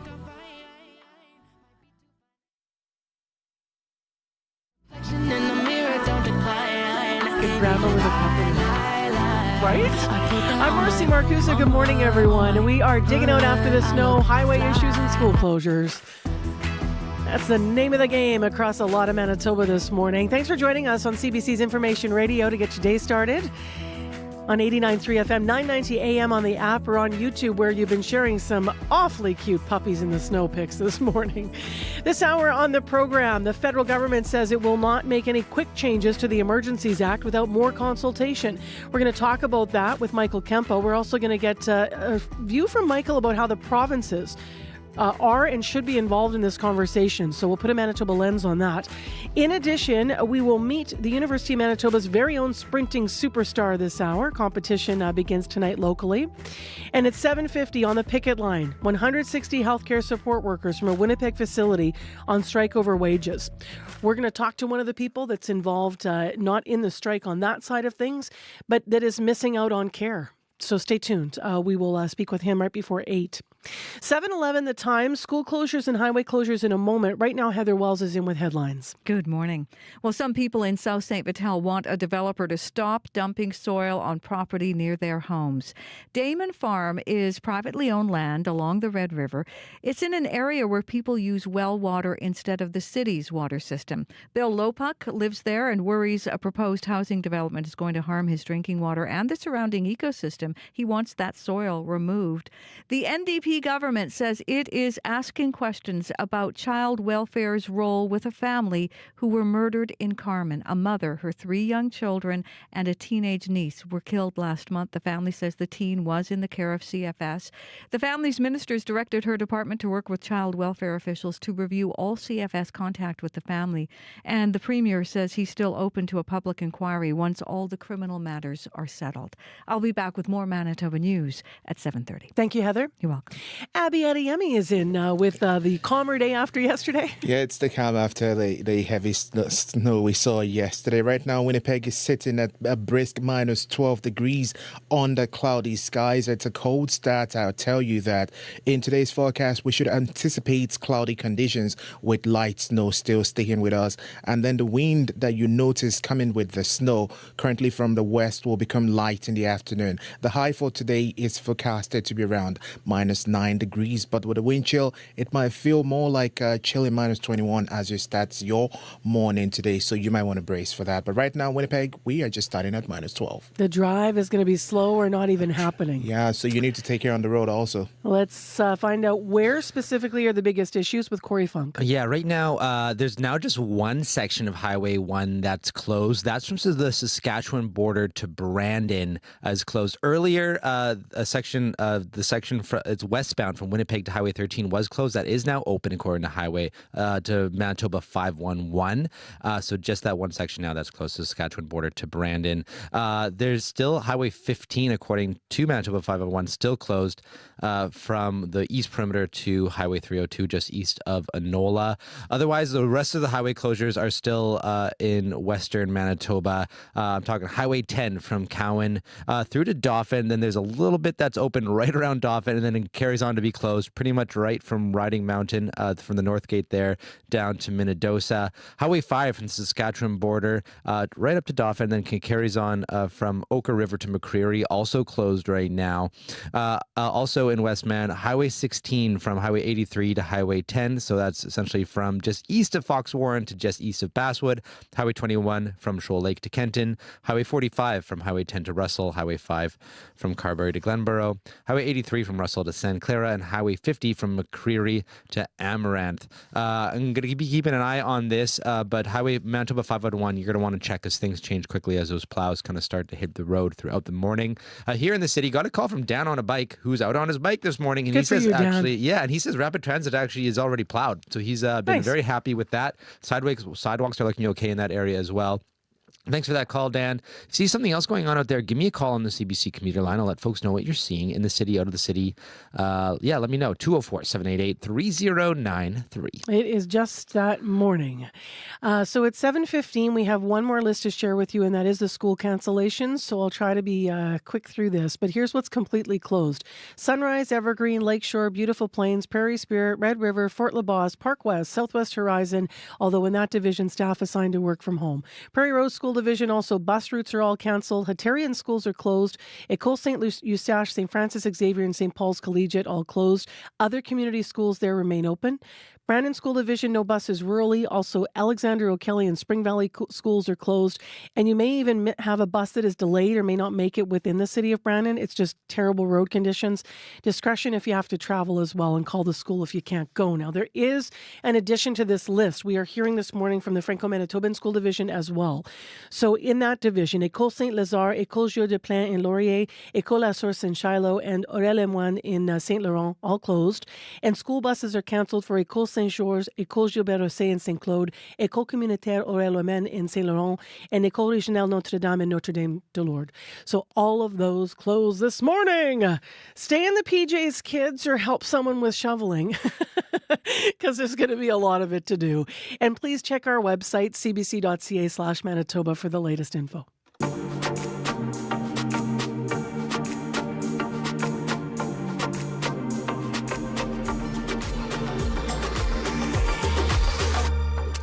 Well, 2 years ago, as you know, the federal government used the Emergencies Act to stop the convoy protests. And ever since, there's been a national conversation about whether that was the correct thing to do. At the end of a federal inquiry that reviewed the government's decision, Commissioner Paul Rouleau recommended changes to the legislation. Ottawa says it needs more time to consider any revisions. Michael Kempa is Associate Professor in the Department of Criminology at the University of Ottawa, and he's here to weigh in. Hello, Marcy. So why is the federal government saying it needs more time to change the Emergencies Act? Well, their argument is that it's very complicated to reform securities legislation. They need to consult with every level of government, the provinces, territories, and Indigenous governments. And don't forget, they've just been found guilty in the federal court of misusing the act, and they've appealed that decision. They're saying they need legal clarity from the courts on the details before they go forward tinkering with the act. What reasons, remind us, did the federal government give to justify invoking the act in the first place? Well, their justification, which was accepted by the Rouleau Commission, was that we had in the Freedom Convoy a series of legal protests across Canada that devolved over time into illegal occupations, most especially at Coutts, Alberta, where weapons were recovered and the RCMP successfully dealt with alleged plots to murder police officers. The blockades at Windsor, Ontario, the crossing into Detroit at the Ambassador Bridge, and especially in the city of Ottawa. The fact that local police, especially in Ottawa and the province of Ontario, were either incapable or unwilling to enforce existing laws to deal with the illegal aspects of these protests meant that the federal government had no choice but to step in, they say, with the Emergencies Act to prevent copycat violence to that which we saw in Coutts, Alberta, and rolling blockades that would pop up across the country at critical crossings into the United States. What were the major conclusions and recommendations from the Rouleau report? Well, Rouleau, as I say, endorsed that government justification, and he said that, yes, this does meet the thresholds, the legal thresholds, just barely, he said, for invoking emergencies legislation.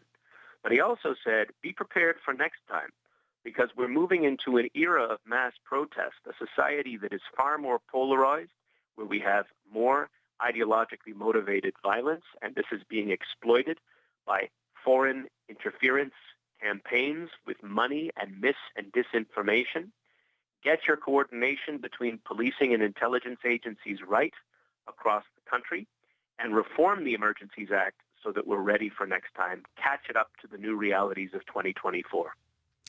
Now, meantime, the federal court, came to this different conclusion about Ottawa's use of the Emergencies Act. So what's your sense of where we go from here? Because at the grassroots level, we still now have these people talking about, the right way forward. You and I have talked locally about this. I remember during the convoy you weighed in and sort of you were helping us understand when it comes to policing, when it comes to evoking things in emergencies, the province has a role to play locally looking at the actual policing act. Is that right? 100%. The provinces are responsible for maintaining adequate and effective policing and security in their municipalities, in their cities. So if something breaks down in a city, it goes directly to the province to step in. So if that province has its own police service, it sends it in. If that province, such as in the case of Manitoba, is contracting these things from the RCMP, it sends in the RCMP to support local law enforcement. We need to be much more confident in doing this, not because we want to arrest people who are engaging in illegal protest. We want to deal with illegal protest activity so that legal protest can continue, that it doesn't devolve into a dangerous situation for everybody on the ground. So is this the time for that discussion as the feds are going to have to be looking at this when they're saying they have to include the provinces? Is that the nature of that? Absolutely the nature of it. And we must remember, originally the Emergencies Act, reform to the RCMP, and reform to the intelligence service, CSIS, all took place at the same time in the 1980s. So if we're going to reform the Emergencies Act now, we again need to reform the RCMP and the CSIS Act. These things fit together of a piece. Now, is that the ways in which you see Ottawa eventually changing in the Emergencies Act down the line, or what are you thinking is going to happen given all the layers of discussion here? Well, if whatever federal government, whoever forms government, has the guts to tackle all of these things at the same time as they must, that is what reform will look like. I doubt very much in the context of an election year coming up and cratering public support for the Trudeau government that they would pull the strings on this complicated set of reforms. The former head of CSIS, Richard Fadden, I love what he has to say about this. He says, look, security reform, there's no votes in it. If you get it right, you're not going to be rewarded. But if you get it wrong, you'll be decimated at the polls. So very risky, but must be done in the national interest. Anything to add this morning that you think people should be watching as we move forward with this? The main thing is to, basically I would say, be prepared for an era of mass protest. We're moving into very uncertain times. But if we remain calm and put our systems in place, there's no doubt that we'll be able to meet these challenges. Thank you for your time. Thank you kindly. Michael Kempen, Associate Professor in the Department of Criminology at the University of Ottawa. Ashern, Ericsdale, we want to get to know you a little better. CBC's Communities in Focus is coming to your communities March 18th to 22nd. Come and share the stories of your home with me. I'm Bryce Hoy. Let's get to know each other. Communities in Focus. Visit cbc.ca/Manitoba/community for more. All right. The morning show is going to be live in Ericsdale. So during that week. And next week, actually, the morning show is going to be live in St. Laurent, also as part of Communities in Focus. So if you want to come down and check out the morning show live, it is on Wednesday morning. And I posted on Facebook our specific address where we're going to be. If you want to join us, we're going to be at the MTT Petro-Canada. There's a diner in there. It's right on Highway 6, March 13th from 6 to 8:30 a.m. And you can DM us with story ideas as well as we come out to your neck of the woods and get to know you a little better, a little closer up in person.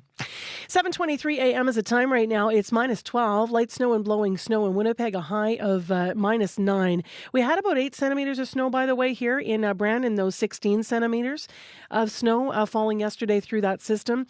I mentioned the school closures list, and Corey's been covering the highways at issue this morning. 511 if you want to find that list. Well, let's turn to something now that's a little bit more jovial, at least to tap into your mood. Not all of you are so thrilled about it, but some of you are. I'm talking about how you feel about the snow. So we asked you on Facebook this morning, and you can call our listener line too. But on Facebook, finish the sentence. It snowed again, and I'm going to Corey, what are people saying? Tia Mallory says, take my nursery school kids out early. There's lots of joy for the littles with heaps of fluffy snow. Also, Kevin McKenty says, you just got to go to work as usual. The drive into the city is a little slower than it normally is. Also, people are like, think of the farmers, a classic Manitoba thought. Evelyn O'Connor says, we must think of the farmers and others who desperately need all this, especially with some little rain we sometimes get during summertime. So stop complaining, she says. Let's get some pictures up on YouTube here. So these two came with photos. Denise Jumanagish Perswain wrote in, watch Daddy shovel again. And the photo is a puppy looking out the window, watching Daddy shovel. And a lot of us have shovelers in our lives. We cheer them on looking through the window. JJ Harrower wrote in with a very different photo. Let's get that one up here. This one is a beach. So JJ Harrower just posted, I know, his view looking out at a beach and says, I'm going to enjoy my stay in Morocco. What? Right? I know. This one here is a little bit, well, speaking of dogs, this one is a bit of a necessity. Sandy Buse Fraser says, it snowed again and I'm going to congratulate myself for remembering to pick up the dog poop in the yard before it happened. That's very nice. And Deborah Bosch also wrote about her dog. She's going to make shoveling fun by throwing snow at our snow puppy Pyrenees cross, Daisy, while she literally frolics in the snow. And finally, a couple people being creative. Lori Hebert says, I'm going to play with fabric. There's quilts I want to create. And a couple of other, you were writing in that you're excited to get out there. Someone got new ski skates, so they're going to be out there on those. So that's lovely. Fabulous, this kind of snow, because there's a good amount of it, but not too much that it's not, going to crisp down when you're out there and create those nice, what am I looking for the word? Tracks. Thank you. I'm doing like sign language to Corey. What's that word? Tracks. Yes. All right. So thank you, Corey. Thank you. And thank everybody for writing into us this morning. Keep the comments coming as we together get through the aftermath of the storm. You can call us too, 788-3205 if you want to call the show. It is time for morning sports. Scott Regere's here. Hello. Hey, guys.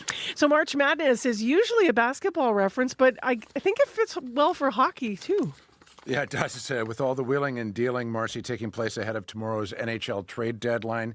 Cup favorites Colorado and Vegas at the heart of things. The Avalanche acquiring top young forward Casey Middlestat from Buffalo. A playoff-suited defenseman, Sean Walker, from the Flyers. While the Golden Knights, they picked up the top defenseman, period, available in Calgary's Noah Hanifin. So while the rich get richer, the Jets... Well, to be fair... General Manager Kevin Cheveldayoff made his big move last month, right? Bringing in Sean Monahan from the Montreal Canadiens. And to listen to head coach Rick Bowness earlier this week, it seems as though he'll be just fine if his GM is done making moves. I love the team we have. If something comes up, Chevy's been great to keep me abreast. I don't need to know every conversation that goes on. I don't want to know every conversation that goes on. I don't get wrapped up in it. Depending on the severity of the injury to key forward Gabriel Velarde, they could still make a move to bring in someone of his ilk, Marcy. We will talk much more about this, of course, as tomorrow is trade deadline day. Let's go to curling. The host province is excelling at the Briar right now. Yeah. Mike McEwen's Saskatchewan rink. So odd to say that about the Winnipeg Skip, but he is the first to claim a playoff spot in Regina. A win over Nunavut gives him a 6-1 record and guarantees him top seed in his pool. This all bodes very well for a province that hasn't won a men's national championship, Marcy, since Rick Folk did it 44 years ago. But there's added impetus, of course, for some to cheer for Mike McEwen. One of the most talented curlers never to win the Briar. He's come up short leading both Ontario and, of course, his native Manitoba in the past. Having watched him growing up, Colton Flash and brothers Kevin and Daniel Marsh wooed him to wear green this time around. Here's McEwen. They saw something in me that took myself longer to see. I've seen it now. Now I know it's there. But they saw it before me. And that was really important to feel that belief from my teammates. So I think I had to go on that journey to get back where I am right now. Sometimes you got to go to a dark place to end up higher. McEwen, the Brandon native, could not perform much higher than he is at the moment. He leads all skips at the Briar with a shooting percentage of 90%. A win over Quebec today will leave Saskatchewan with the Bonspiel's best record at 7-1 as well. He says he's loving every minute of his time in his adopted province, although McEwen adds he's neither ready to support the Rough Riders nor call hooded sweatshirts bunny hugs. at this point. Good for him. Hang on to some of your Manitoba. You got to have values, man. You got to have values no matter who you're skipping. Reed Carruthers, got to mention the Manitoba rinks. Reed Carruthers can clinch a playoff spot this morning if he beats Yukon. Matt Dunstone, a win over Northern Ontario is great, but he's going to need help as well if he's going to make it through to the playoffs. Although bunny hug is such a good term. All right, let's finish with soccer, or maybe it was water polo. Wow. My apologies for the Milli Vanilli. Pulling it out old school today. Oh, yeah. Canada is blaming the rain-soaked pitch in San Diego, Marcy, for its loss in the semifinals of the Gold Cup last night. The match, a sloppy mess, puddles everywhere, and yet CONCACAF officials let it go on. Canada tied the game twice in the late going, eventually forcing penalty kicks where the rival Americans won. My takeaway from this match, aside from the abomination of playing on a field that wet, is that Canada scored those two late goals against their biggest rivals. They look good. They've got heart, with Christine Sinclair no longer leading them since she's in retirement, and that bodes well for them ahead of the Paris Olympics, where, of course, they're trying to defend that gold medal. Talk to you tomorrow. Yep. That is Scott Reguer with Morning Sports. Coming up, we're going to meet a U of M sprinting superstar who's in competition this week. Right now, though, your CBC Winnipeg News. This is CBC News. Good morning. I'm Heather Wells in Winnipeg. At 7:30, it is -12. Still a little bit of blowing snow out there. We're headed to a high today of -9. And across southern Manitoba, it is a blanket of heavy, wet snow. Shannon Moody, Environment and Climate Change Canada, says the hardest hit area yesterday in that snowstorm was Brandon. 16 centimeters of snow fell. In Winnipeg, St. James wasn't far off. It had 15 centimeters of snow, while 8 centimeters fell at both Winnipeg's airport and in South St. Vital. Outside the city, Morden with 12 centimeters, Verdun with 11. Moody says season changes often bring volatile, frustrating weather. Well, some people in South St. Vital worry a development near their homes could threaten their drinking water. They also fear the construction on Damon Farm will destroy habitat for plants and wildlife. Trucks have been dumping soil on that property for weeks now. The city says the owner, A&S Homes, has a permit to temporarily stockpile the dirt. But City Councillor Marcus Chambers says the soil is meant to prepare the land for a future development.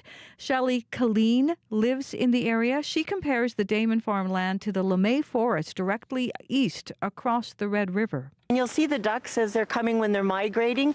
They come in and they will land here and they'll rest up and feed up. There's frogs, there's all sorts of other habitat.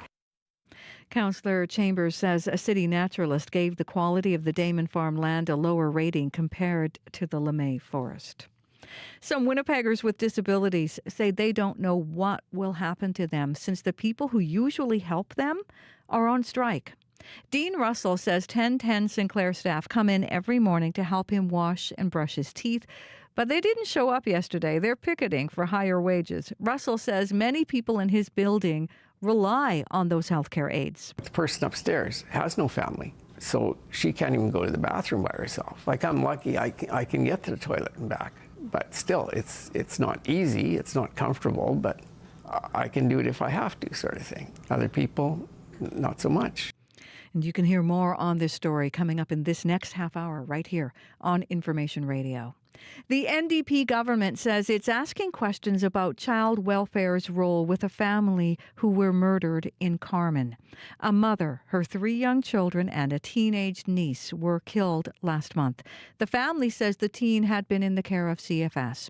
The family's minister has directed her department to work with child welfare officials to review all CFS contact with the family. A report is expected at the end of April. Premier Wab Kinew says he's still open to a public inquiry once all the criminal matters are settled. That if we see cases work their way through the justice system, once they've reached their logical conclusion, if we're still left with systemic questions, we will be very open to having an inquiry to help all Manitobans understand what went wrong. Kinew says his government is already acting on recommendations made in previous public inquiries on children in care. To Ottawa now, where a homicide unit is investigating after the discoveries of 6 bodies in a home in a suburb south of the capital. Police say the dead include 4 children and 2 adults. Police confirm an arrest has been made and say there's no ongoing public threat. Ottawa Police Chief Eric Stubbs says the identity of all the victims has yet to be established. Trying to determine exactly the relationship. What I will say is that we do not believe that this is an incident of domestic violence or intimate partner violence. Police say they arrived at a home in the Barrhaven area shortly before 11 o'clock last night after receiving multiple 911 calls. Manitoba's PCs say the NDP are already breaking election promises. They say the NDP promised not to raise taxes, but because the education system didn't get enough money in the budget, it's led to school divisions across Manitoba proposing raising education property taxes. Interim PC leader Wayne Iwascu points the finger at the NDP. The NDP chose higher taxes at a time when families are struggling with the cost of living. Premier Rob Canoe says education has been underfunded for years. He says school divisions are having to play catch-up after years of cuts by the previous government. Ocean temperatures hit a record high in February, with the average global sea surface temperature reaching 21 degrees Celsius.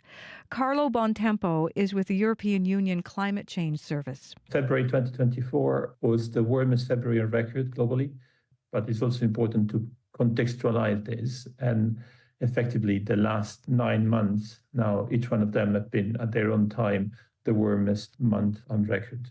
Marine scientists warn a 4th global mass coral bleaching event is likely unfolding in the southern hemisphere, and that it could be the worst in the planet's history. You can hear more national and international news on World Report at 8. Find more Manitoba news, as always, at cbc.ca/Manitoba. All right. Thank you, Heather. You're welcome. So let's get into the forecast today. And Abby also has some snowfall amounts. I don't know if you've got them handy, Abby. Yes, I do. Actually, let's start with Winnipeg at this chilly minus 12 degrees. From Environment Canada, we hear about that quick system that came yesterday with the heavy snow, leaving us with residual light snow and winds this morning, as you can tell. Brandon actually got the brunt of it, getting about 16 centimeters of snow. But Winnipeg, the St. James area got 15 centimeters. The old St. Vital area got 11. The airport and Old St. Vital actually saw 8 centimeters. Outside the city, Morden actually received 20 centimeters and Verdun had 11 centimeters. But what today, did Morden get? Morden received 12. 12. Okay. So as you said, Brandon was 16. Yeah. So it's like, Brandon 16 and then St. James was like the second. Dig. Everybody west. Dig in. But today we're heading to a high of minus 9 in the city. Currently, it's minus 12. Let's look at what Thompson looks like. It's chilly up there, minus 28 degrees currently. It's going to be sunny, and we'll get to a high of minus 7. Churchill is experiencing mainly clear conditions. The sun is actually shining at this moment. We are currently at minus 25 degrees there. We'll see a high of minus 11. Winnipeg, we're heading to a high of minus 9. All right. Thank you, Abby. You're welcome.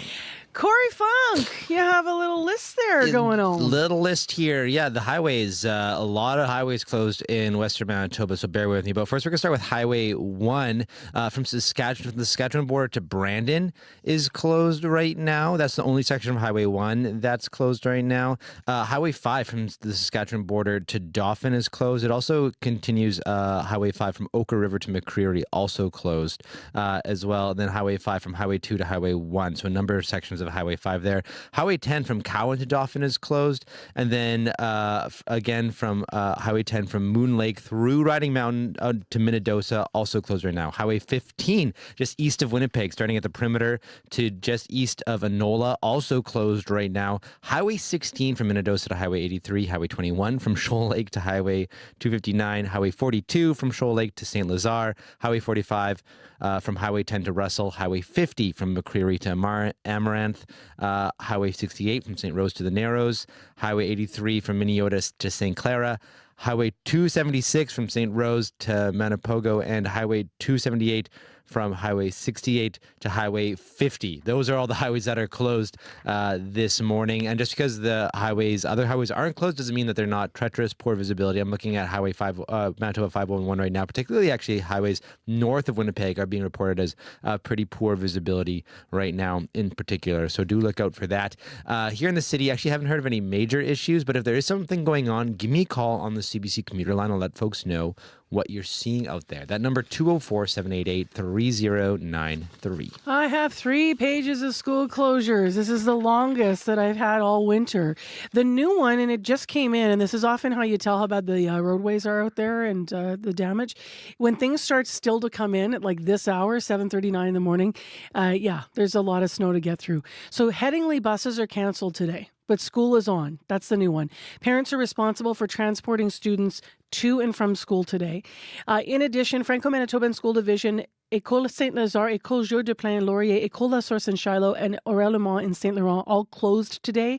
In addition, school buses are canceled for École Saint-Georges, École Gilbert-Rossé in Saint Claude, École Communautaire Aurèlement in Saint Laurent, and École Régionale Notre-Dame in Notre-Dame-de-Lourdes. So those are where the buses are canceled. Also, Brandon, school division buses not outside the city of Brandon, no rural buses. Alexander O'Kelly, Spring Valley schools are closed. In Brandon, you might have delays, or a bus might not even make it to your stop. So there's still really digging there, and discretion to be used anywhere travel is required. Call the schools if you can't get there. All Prairie Rose School Division bus routes are canceled as well. Hatarian Colony Schools closed. École Saint Eustache, St. Francis Xavier, St. Paul's Collegiate all closed. Other community schools remain open. And finally, here are the divisions that are fully closed. Sunrise, Evergreen, Lakeshore, Beautiful Plains, Prairie Spirit, Red River, Fort LaBosse, Park West School Division schools, as well as the division office, all closed. And Southwest Horizon School Division buses, classes canceled, staff to work from home. There it is. That's what it's looking like in Manitoba this morning. As winter reminds us, it's not done on this Thursday, March 7th. Hopefully your morning's going well and you've got a nice cup of coffee or tea, or you're relaxing or getting ready for a safe travel to school where it's on here in the city. Well, next on the show, let's return to talking about sports. What does a track and field record sound like? Fair out of the blocks. It was a good start, but then a stumble by Easy, and it's close to the end. But there is Sufi with the finish. 6:64. Oh, my goodness, 6:64. This is fast. We'll await the official time, but I think he just set the best time in the nation for the second race in a row, and he did. That is the call from University, and the sound of University of Manitoba Bison sprinting star Jordan Sufi breaking the U of M 60-meter dash record. Now, he did this at a track meet at the University of Alberta last month, and he won gold. Sufi gets to defend his title today at the U Sport National Track and Field Championship that's happening over at the University of Manitoba. So he's on home track. CBC's Jim Agapito had a chance to speak with Jordan earlier in the week. So my journey kind of began back in grade 10, where I was kind of like inspired by my brother, because he also has like a track and cross country background, and I didn't really have any previous training, just had natural talent for speed. I was able to make the provincial final in the 100 meter and then the 200 meter. And I was approached by one of the head coaches, Claude Berube, to see if I wanted to like join the track team. About 2 years ago, the previous Bison record, which was held for a long time, was 6:81. And my very first race of the season, I tied it. That was a sign that I was gonna run really fast that season. And then from like next meet, I ran a Bison Classic. I ran 6:79. And then the next meet I ran was 6:71. So it's like big jumps from like the previous record mark. And it was also another year where our Bison like sprints men's team had been particularly strong, since we had like 3 guys like break the previous record in that season. So what does that feel like? In that moment, it was great. It's like, it was a great feeling to have, because you know how much like faith you have into like building like the program and getting better each year, just getting better each meet, like having like a process to follow from like my coach and stuff. So it's definitely helped me along the way. Under 7 seconds for 60 meters. I mean, that's very short. What's in your head while you're running? When I get into the blocks, right, I just visualize myself on how I'm gonna run the race. So I always like keep that in my head as in terms of like another cue as well. I also think about like driving out of the blocks. So you want to think about like coming down low and then slowly building your momentum on the way up so you can kind of conserve that speed later on in the race. And that's kind of like my strategy with it. What I've been doing for like the past past season, like what are the things I've been doing well, and then what are the things I work on, and I think about that, and I just trust the process. And now the big competition is coming up this week. And then tell me what a win would mean for you. Looking at the competition itself, we're hosting it here in Winnipeg, which is, it's got to have a lot of its advantages. Like you got to have your own food on your table. You don't have to worry about traveling, and then you basically have like home field advantage. As far as this year, this is the year where I feel like I am going to win this. If I do it, it's just going to be like an amazing feeling, kind of like what happened like 2 years ago when I PB'd, right? It's gonna have that same feeling, and it's gonna be like amazing to like do in front of a home crowd too. What's going through your head leading up to the competition, itself? So the things I kind of like focus on in practice, I kind of manifest it through the meets. I'll be focused on like 1 or 2 cues. So one cue would be like, trying to push out the blocks, or another cue would be trying to stay relaxed, because that's something I've been working on for this season. Also for youth sports, it's just having like a couple cues to focus on instead of like focus on many cues. It's just, it will distract you from what you're trying to achieve. So basically in a sprint like the 60 meters, there's not really that much time to think, right? You just kind of do it. Because if you overthink during the race, like, what if I do this wrong? What if I do that wrong? Then it's just gonna throw your game off. So as long as you like think on one thing and then kind of make it like as relaxed as possible without overthinking the race, then you've done your job, basically. For people that don't know anything about, sprinting, can you break down some of the key points people should know about sprinting? Well, sprinting is something that I know it looks like very like simple as you like see in like the Olympics. It's a lot more nuanced than that once you kind of get into that sport. And there's like a lot of factors that help you to become like a better sprinter, right? So it's like going to the weight room, doing like certain like specific exercises that are like sports specific, and then also that sprinting is that you have to be like have some sort of like genetic like predisposition to it, because some people naturally have more like fast twitch fibers, some have slower twitch fibers. And also like how I see myself running the race, focus on one thing, it will manifest throughout the race because it's been automatically like processed into my brain, and so I don't really have to think about it as much. So that would be like the example of like staying relaxed when I'm running. And if I just practice doing that in like my sprinting or some of my drills, that would manifest into me doing that when I'm racing. So that was the CBC's Jim Agapito out speaking with the University of Manitoba athlete and CanWest 60-meter champion Jordan Sufi. The U Sports National Track and Field Championship starts today, and it runs through March 9th, and the event is live streamed on CBC Sports and CBC Gem. And good luck to all of the athletes, with a special nod and wink of good luck to our local Manitobans in the races.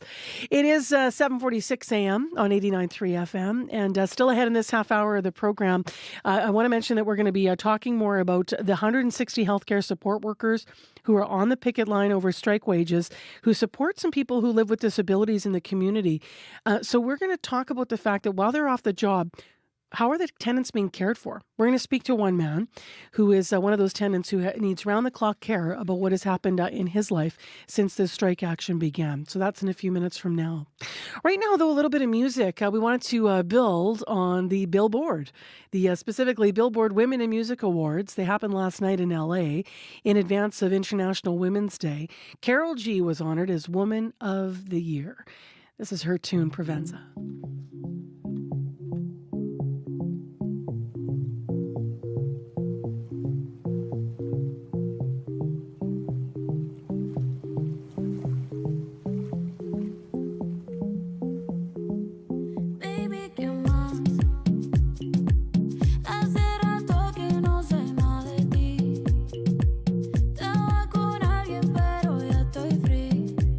Puesta para revivir viejo tiempo, no salgo así.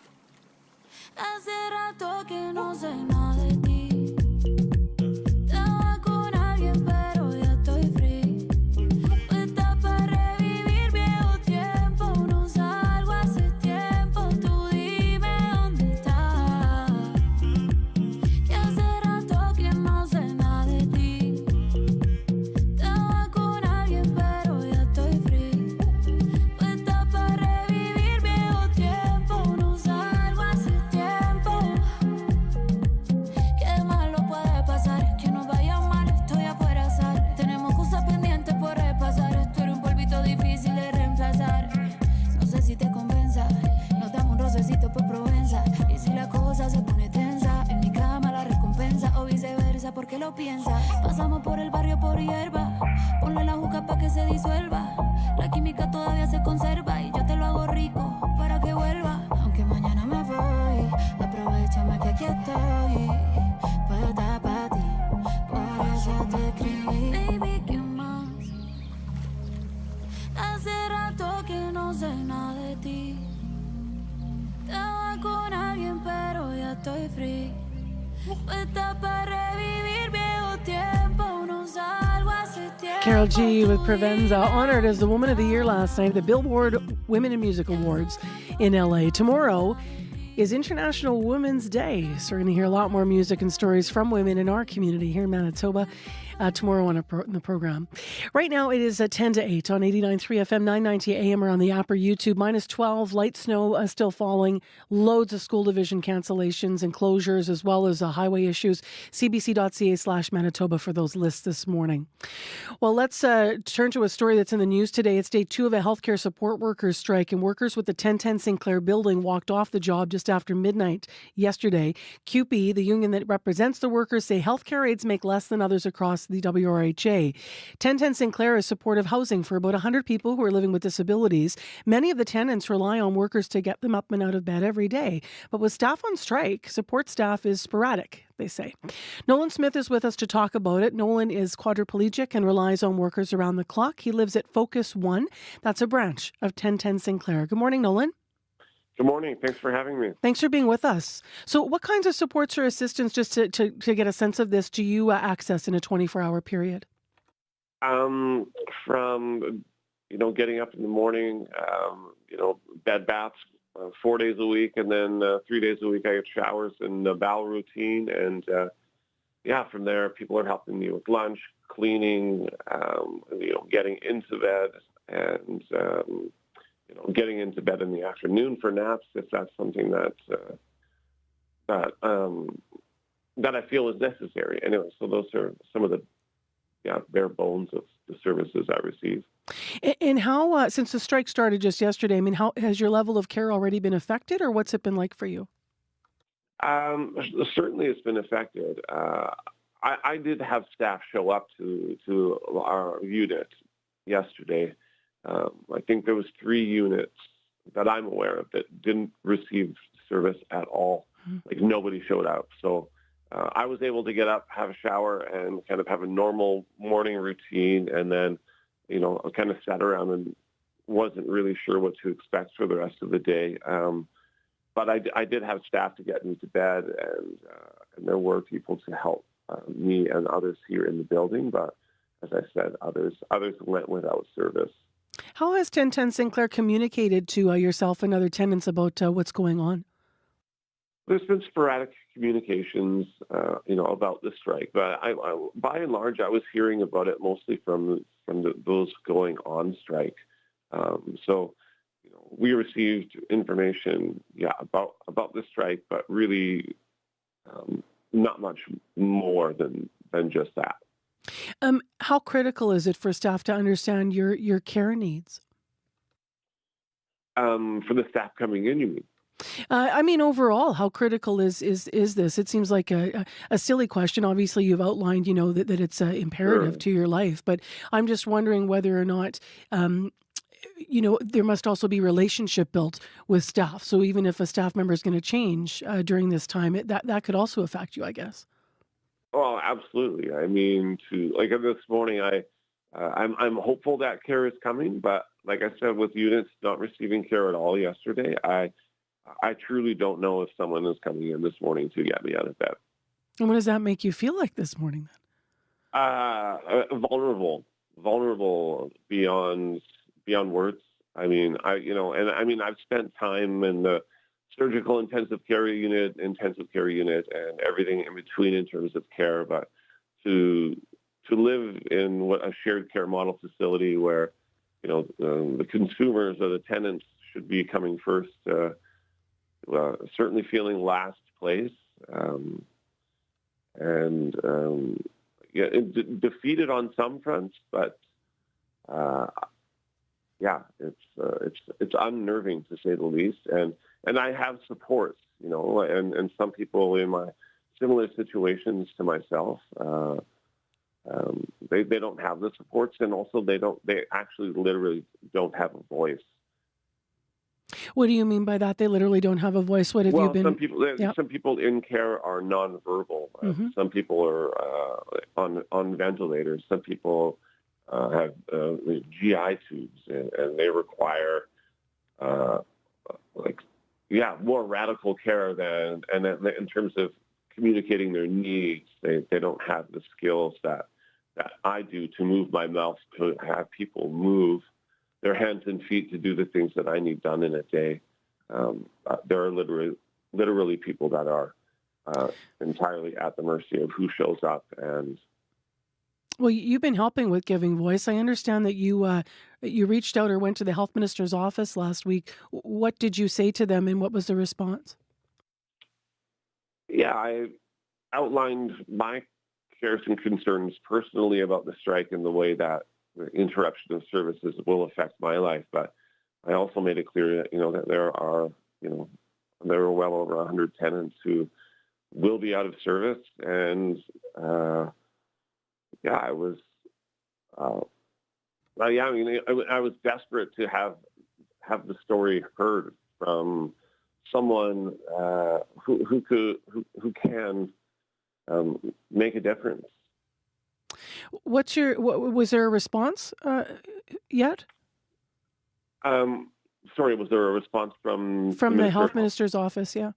The response was it was pretty clear, that a strike was likely, very imminent, because for whatever reason the folks that do the care for focus units and 1010 Sinclair, they seem to fall into this gray area of healthcare aides and care attendants, where they're not being paid what healthcare aides on average throughout the province are earning. That's what they shared with CBC as well. So just as a last question for you, Nolan, what worries you the most about this strike continuing indefinitely?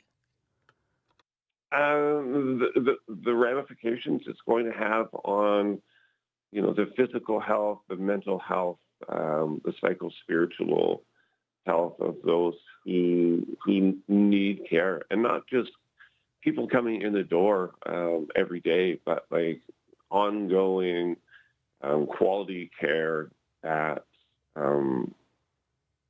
people can rely on.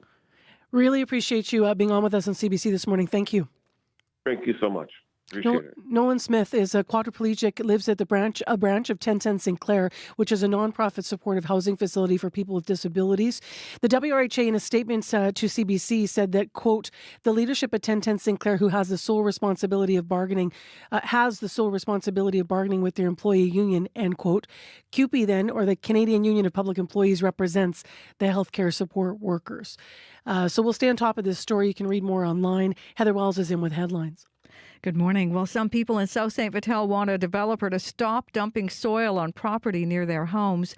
Damon Farm is privately owned land along the Red River. It's in an area where people use well water instead of the city's water system. And some people there worry the proposed housing development will harm their drinking water and the surrounding ecosystem. Manitoba's PCs took aim at the NDP in question period yesterday, saying the new government's already breaking election promises. They say the NDP promised not to raise taxes, but because the education system needs money, school divisions across the province are proposing raising education property taxes. The Premier countered education has been underfunded for years and divisions are playing catch-up after years of cuts by the previous government. I'll be back with more Manitoba news at 8:30. Headingley buses are cancelled today, but school's on. Parents are responsible for transporting students to and from school today. Elsewhere, there's a whole bunch of closures, so check that out at cbc.ca/Manitoba. Also, highway closures. The big one is a section of Highway 1, Saskatchewan border to Brandon, still remains closed. Check 511.ca for more. And around the Dauphin area, really tough going. We'll find out about city clearing and what we can expect today after the storm. That's coming up after 8. 5 perceptive panelists, 5 blockbuster books, 4 days of smart and sassy deliberation and debate, but there can only be one winner. The best book to carry us forward. Hi, I'm Ali Hassan, and I'm hosting Canada's favorite book battle, Canada Reads 2024. One book to carry us forward. This week on CBC Radio 1, CBC Listen, and CBC Gem. For more, go to cbcbooks.ca. The CBC News is next. Coming up in half an hour, it's The Current. I'm Duncan McHugh. Growing up in Afghanistan, Seema Samar was a rebel. She grew into an activist, a doctor, and an educator, but is now watching the danger facing the progress she helped build in her home country. Seema Samar, coming up on The Current. This is World Report. Good morning. I'm Marcia Young. We begin with breaking news in Ottawa. Police say 6 people were found dead at their home. 2 adults and 4 children, and 1 person is in hospital. My World Report co-host John Northcott has the latest. Ottawa police officers, forensic investigators, and coroner's officials on the scene this morning at a home in the suburb of Barrhaven. Police were called to 324 Berrigan Avenue just before 11 p.m. and have been there ever since. Investigators say 1 person is in custody, adding they believe there is no ongoing threat to public safety. Police are saying little more at this point as family members are being notified, but speaking on CBC's Ottawa Morning, Police Chief Eric Stubbs had this to say. What I will say is that we do not believe that this is an incident of domestic violence or intimate partner violence. The mayor of Ottawa, Mark Sutcliffe, writing on X, described it as, quote, one of the most shocking incidents of violence in our city's history, going on to thank the emergency responders who are, quote, investigating and supporting those affected by this terrible event. Police say they will provide further details later today at a media briefing. John Northcott, CBC News, Toronto. Last month was the hottest February on record. That is according to the European Union's Climate Change Monitoring Service. It is the 9th month in a row of record-setting temperature highs. Experts blame human-caused climate change. Carbon dioxide concentrations are at their highest level for at least 2 million years, according to the UN's climate body. U.S. President Joe Biden will deliver the annual State of the Union address tonight. Super Tuesday primaries were a big win for Biden, but polls still show him tied with his Republican counterpart Donald Trump. Richard Madden joins me now from Washington with a preview of tonight. Richard, what can we expect? Yeah, this will be President Joe Biden's last State of the Union speech before November's election, so he's expected to make his case to voters in a high-stakes primetime address and outline his agenda for a potential second term. Take a listen to White House Press Secretary Karine Jean-Pierre with a preview. You will hear the president lay out the historic achievements he has delivered on for the American people and his vision for the future. So Biden will tout his domestic wins, from securing billions in infrastructure projects to lowering prescription drug costs, but then he'll lay out urgent priorities to contrast his vision against Republican rival Donald Trump. And that includes protecting abortion rights, demanding Congress help with emergency aid to Ukraine, Israel, and Taiwan, plus emergency funding to secure the southern border. Now, Biden will also address Israel's war against Hamas and what further actions he's prepared to take. But White House officials also know the spotlight will be on Biden's performance. His age and demeanor is an issue for voters, so Biden's energy levels and any possible slip-ups will be under high scrutiny. And how will the general election come into play? Yeah, well, this whole speech will be viewed through the lens of an election. So Republicans selected first-term Alabama Senator Katie Britt to respond to Biden's speech. She's the youngest woman elected to the Senate and is reportedly on the short list to become Trump's pick for VP. So she'll outline Republican priorities, inflation, immigration, and the economy. Donald Trump, meantime, says he'll post commentaries on social media. Thank you, Richard. Thank you. The CBC's Richard Madden in Washington. Officials say ceasefire talks in the Israel-Hamas war will begin again next week. But for now, they have stalled, and aid groups say people are dying of hunger. The damage to the healthcare system is so extreme. A study commissioned by the British Foreign Office found even if a ceasefire began today, the deaths would continue to rise for months. Margaret Evans has the details. The study was undertaken by the London School of Hygiene and Tropical Medicine and the Johns Hopkins School of Public Health in Maryland, published in late February. It seeks to predict outcomes for 3 scenarios: if there were an immediate ceasefire, if things continued unchanged, and if there were an escalation. Francesco Cecchi is one of the co-authors. Under a ceasefire scenario, we would see something like 75,000 deaths less than under an escalation. Even so, the report estimates that if there were a ceasefire in place today, the number of deaths beyond those expected in a normal year would still increase by 6,550 over the next 6 months. That, says Cecchi, is because Gaza's healthcare infrastructure has been ravaged. In addition to traumatic injuries, we looked at malnutrition as an underlying cause. We looked at infectious diseases, chronic diseases such as cancer, and lastly, maternal and newborn health. Malnutrition in children is a particular cause for concern, he says, if more aid and the right kind of aid doesn't reach Gaza urgently. And if the trajectory stays the same in terms of how much food people are getting, then our models project the rates of acute malnutrition in children would skyrocket and become really catastrophic. Cecchi says there is no overtly political message in the report beyond a desire to put human lives at the center of the equation for decision makers. Margaret Evans, CBC News, London. In St. John's, dozens of bodies are being stored in a freezer in containers outside a hospital next to a dumpster. CBC News has learned they will be there until the next of kin can claim them. Funerals are expensive, and many people cannot afford the cost. And as Chris O'Neill Yates tells us, the problem of where to put the bodies is only becoming more difficult. It horrifies me to hear that rather than showing compassion, this government brought in freezer trucks because... Provincial NDP leader Jim Dinn says the Liberal government is more focused on cost savings than human dignity. I think that's deplorable.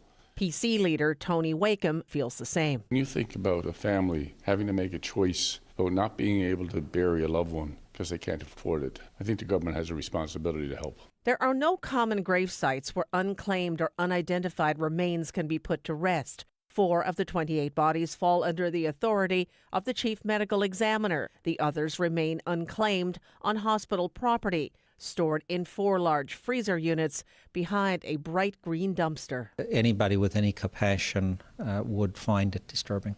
Health Minister Tom Osborne says tracking down the next of kin can be a complicated process. I was advised by the health authority that they're looking at a permanent storage facility. But the opposition says this is not a storage problem, it's a cost problem. Grants to help cover the burial costs for people who can't afford them have not increased in 2 decades. The government now says that's something provincial officials will reassess. Chris O'Neill Yates, CBC News, St. John's.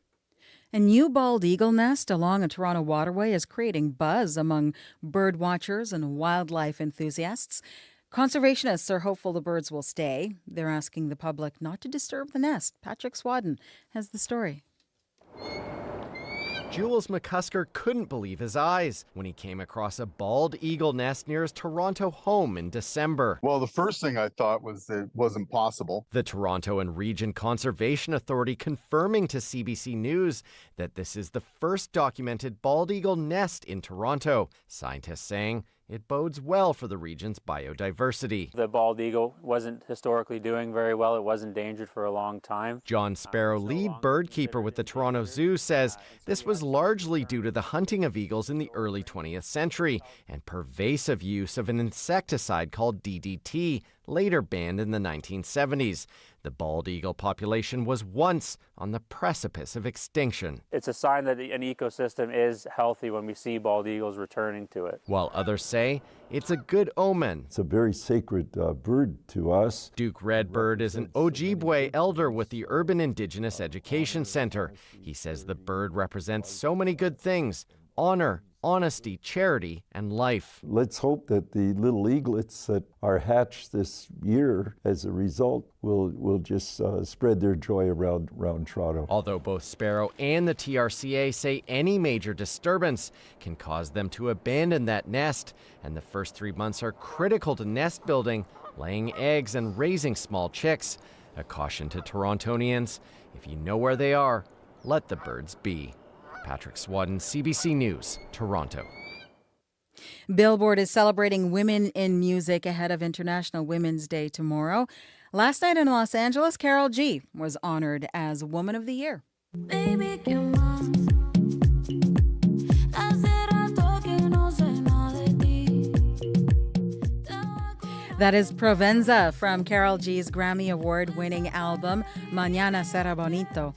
The Colombian superstar has 63 hits on Billboard's Hot Latin Songs charts, the most for a woman artist. Other icons that were honored last night include Kylie Minogue, Ice Spice, New Jeans, and Victoria Monet.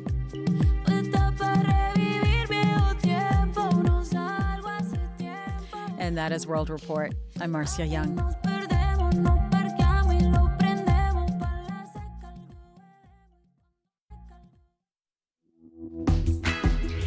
Good morning, Manitoba. A lot of you are going to be home with your families today because there's a lot of school closures. There's also challenges with highways all over the place after all that snow.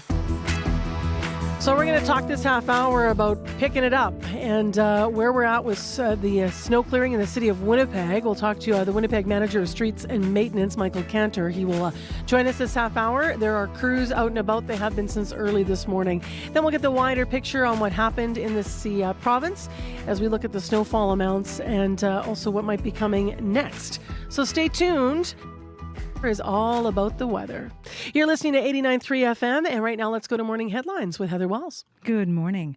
Well, the Union for Workers at a Winnipeg facility housing people with disabilities says it's time for healthcare aides to get their due. About 160 workers at 1010 Sinclair Housing hit the picket line demanding higher wages yesterday.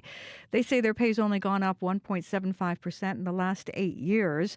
Some people who rely on those healthcare aides tell CBC they don't know who will care for them during the strike. The NDP government says it's asking questions about child welfare's role with a family who were murdered in Carman last month. The mother, her 3 young children, and a teenage niece were all killed. The family says the teen was in the care of CFS.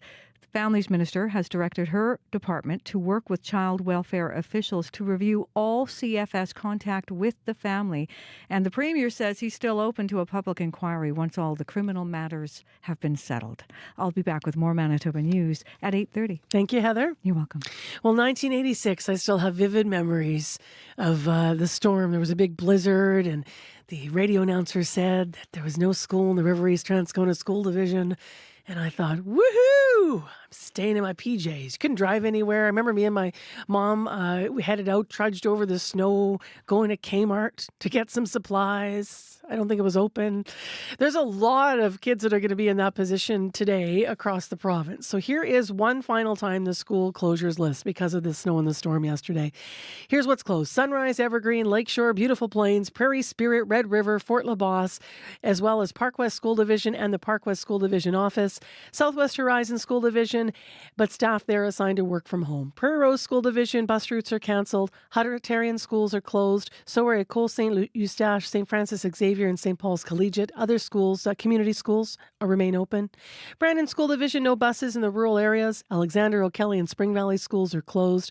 And prepare for delays if you're waiting for a bus in the city of Brandon. Some of them might not be able to make a stop because of localized road conditions. Use discretion if you're traveling and call the school if you're not going to be there. I'm not done yet.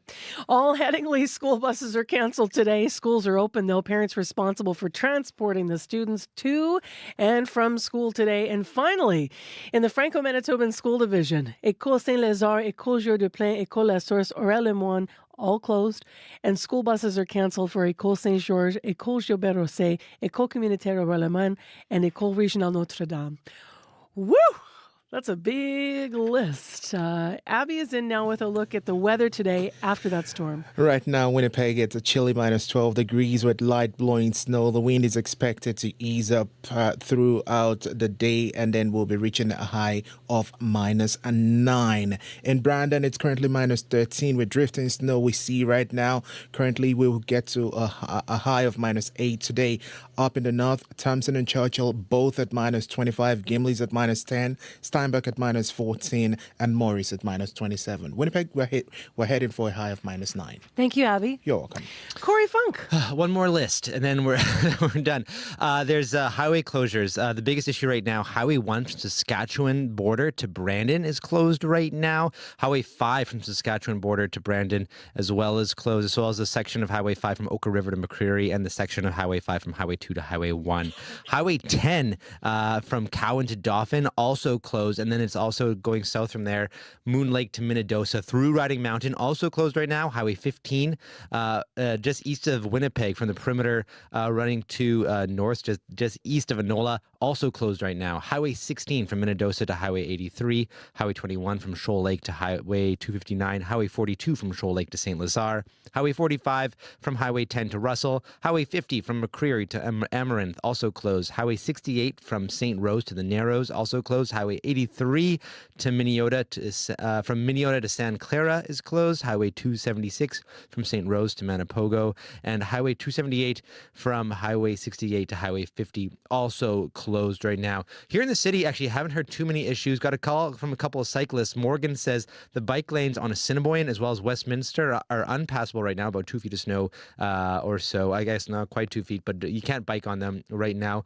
Though heard from down on a bike, rapid transit is looking quite good in terms of bikeability. Kelly phoned to say that she's had a great commute all the way from the north end, taking Main Street and Portage, has been a very good. So she actually wanted to give a shout out to all the people out there on the snow plows right now. Her partner also drives a snow plow, but she said it's been, she had actually a lovely commute this morning, and actually haven't heard much about any major incidences on the commuter line here in the city at all so far this morning. But if you do see something, you can give me a call on the CBC commuter line. I'll let folks know what you're seeing. 204-788-3093.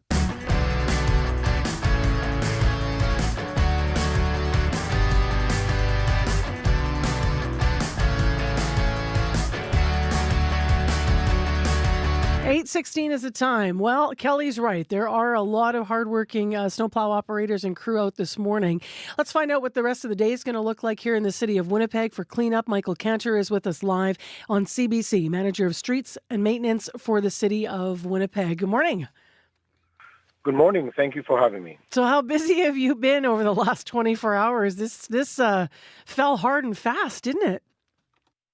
It fell fast. We got around 12 centimeters of snow. We have been plowing overnight. Plowed most of our regional streets and their sidewalks, and we'll continue today and tonight to plow the rest of the city. We have started also plowing our back lanes this morning. Because you've done this a time or two, Michael, how long for the whole operation? You said today and tonight you're going to be continuing. So for streets and for sidewalks, what do you look at? Do you look at 48 hours, 72? What's the goal? Well, the goal based on our policy is to complete our major streets and their sidewalks, including our bus routes on the sidewalks, within 36 hours. Back lanes will be done tomorrow night, and we move into our residential sidewalks, which I expect to be done within 48 hours. So does that mean within 48 hours, all the sidewalks in the city you hope to get through? Well, once we're done with our priority 1s and 2s, I'll look at 48 hours additional to finish our priority 3 sidewalks. Okay. Does the policy work, in reality when we have storms like this that come so hard and fast, to be able to complete all of those milestones, those time markers? When we have a single event and not a back-to-back events, we usually, this year at least, we're meeting our policy, and we actually exceeding it as well on our priority 3 sidewalks. If you were to rewrite the policy, how would you rewrite it? Because we do hear a lot of people saying they want sidewalks prioritized. Obviously, other people are looking at their residential streets in suburban areas. So I know you're competing with a lot of demands, but from your point of view, to make it more efficient for your operations, what might change in the future? We're meeting our policy, so I don't see any needed or required change in the policy. We plow our sidewalks and streets at the same time.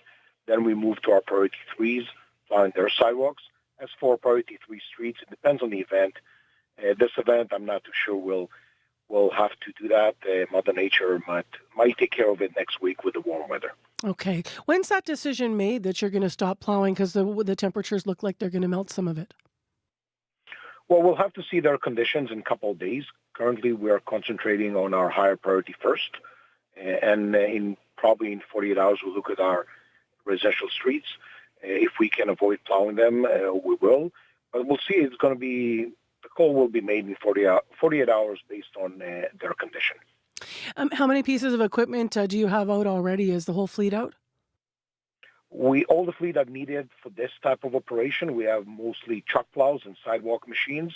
I would estimate we have over 200 pieces of equipment right now out there. Now, beyond what the policy says about the priority streets, when you look at this snow event, we understand that St. James got the most in the city, 15 centimeters of snow.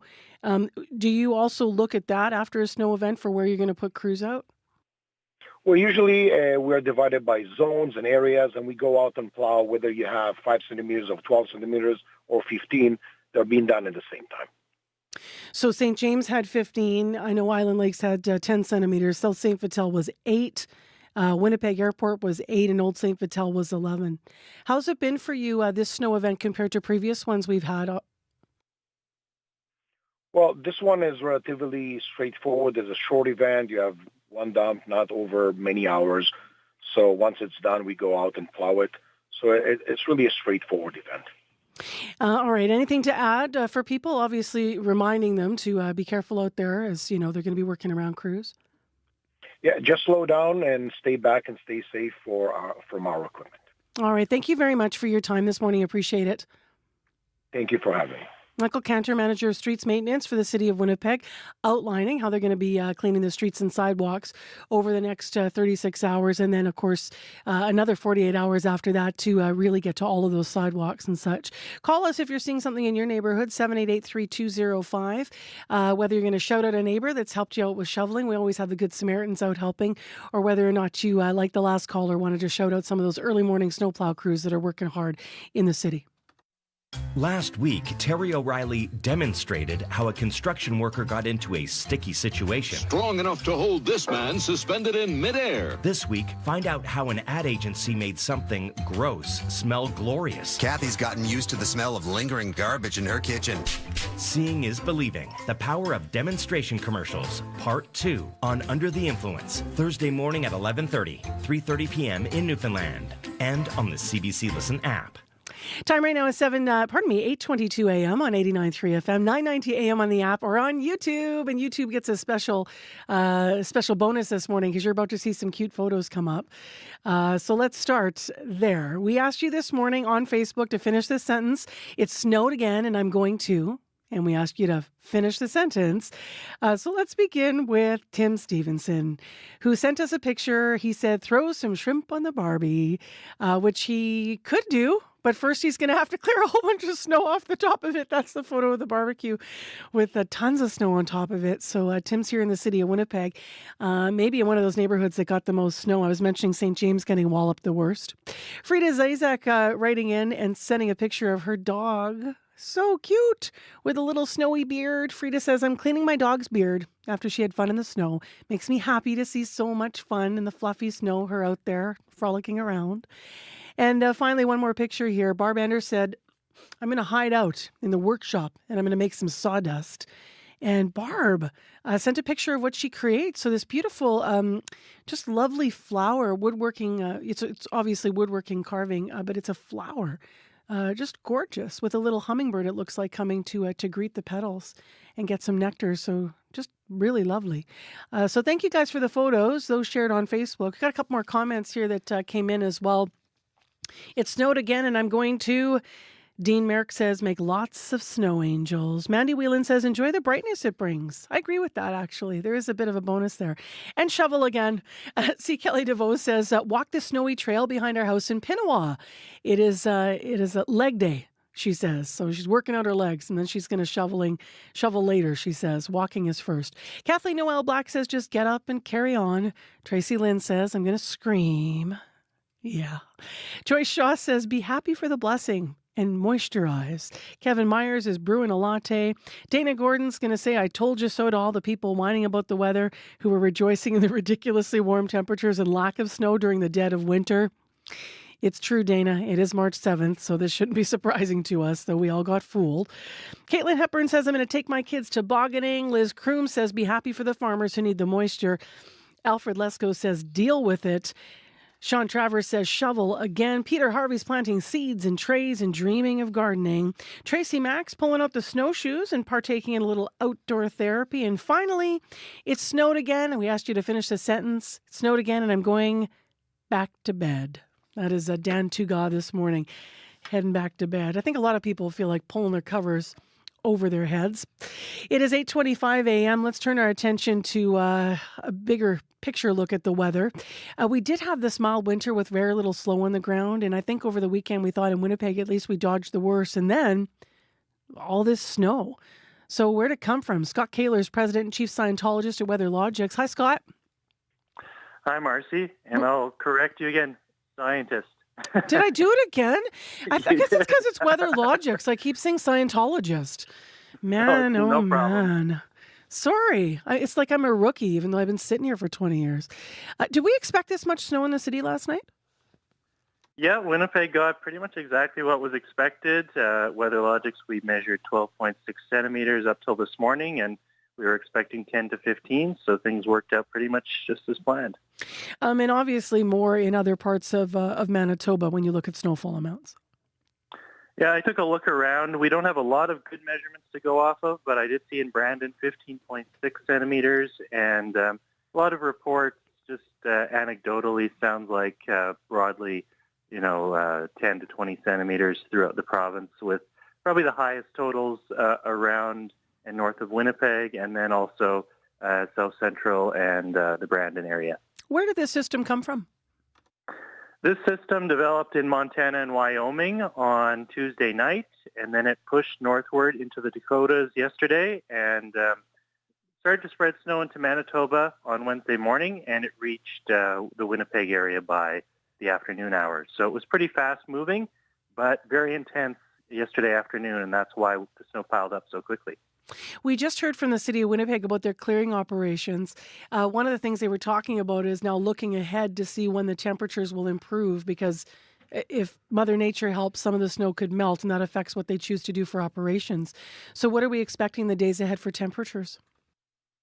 Yeah, we're looking at a warming trend as we move into the weekend. So today and tomorrow will still be on the cooler side, but as we get into the weekend and early next week, should be a pretty good warm-up. So we'll see temperatures back above freezing and potentially into the upper single digits later in the weekend or next week as the warmest air starts to arrive. All right. Well, we'll take it, Scott. Thank you. You're very welcome. I'll bring you good news anytime. Right? Scott Kaler with us, President and Chief Scientist at WeatherLogics.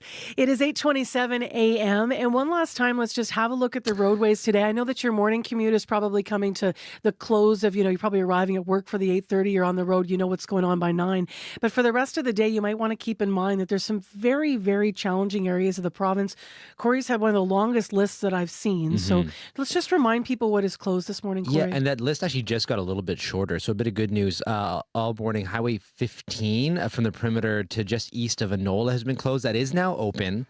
So that is passable. Actually heard earlier from the cautious courier who lives in Enola driving to the city. That is looking quite good. So that's good news. But still, Highway 1, all from... I'm just actually looking at this now. Highway 1, so all the eastbound lanes from Saskatchewan border to Brandon are also now open. So westbound still remains closed. Keep that in mind. So westbound Highway 1 from Brandon to the Saskatchewan border closed, but eastbound is now open for traffic as well. There's still a lot of the highways that remain closed, like Highway 5 from the Saskatchewan border to Dauphin as well. Another section of Highway 5 from Oka River to McCreary, as well as another section of Highway 5 from Highway 2 to Highway 1. Highway 10 is also closed from Cowan to Dauphin, and then again from Moon Lake through Riding Mountain to Minnedosa, as well as Highway 16 from Minnedosa to Highway 83, as well Highway 45 from Highway 10 to Russell, Highway 50 from McCreary to Amaranth, Highway 68 from St. Rose to the Narrows, Highway 83 from Minneota to St. Clara, San Clara, Highway 276 from St. Rose to Manipogo, and Highway 278 from Highway 68 to Highway 50. Keep an eye on Manitoba 511 if you are planning to hit the road this morning. Things kind of have been changing throughout the morning as those plows kind of make their way down the highways. Mm-hmm. But if you see anything else going on out there, if you're walking, biking, driving, give me a call on the CBC commuter line. I'll give folks an update what you're seeing. It's been pretty good in the city, actually. I haven't heard of any major issues this morning besides some blocked bike lanes on Westminster and Assiniboine because of all the snow so far. All right. Thank you, Corey. Thank you. Appreciate the update. Tomorrow's International Women's Day, as I've been mentioning, and we have have a special guest on our program. We have a lot of special coverage, but I want to mention that Dr. Jen Gunter is going to be here. She's in Winnipeg, actually, to launch her latest book, and she's going to be at McNally Robinson for an event.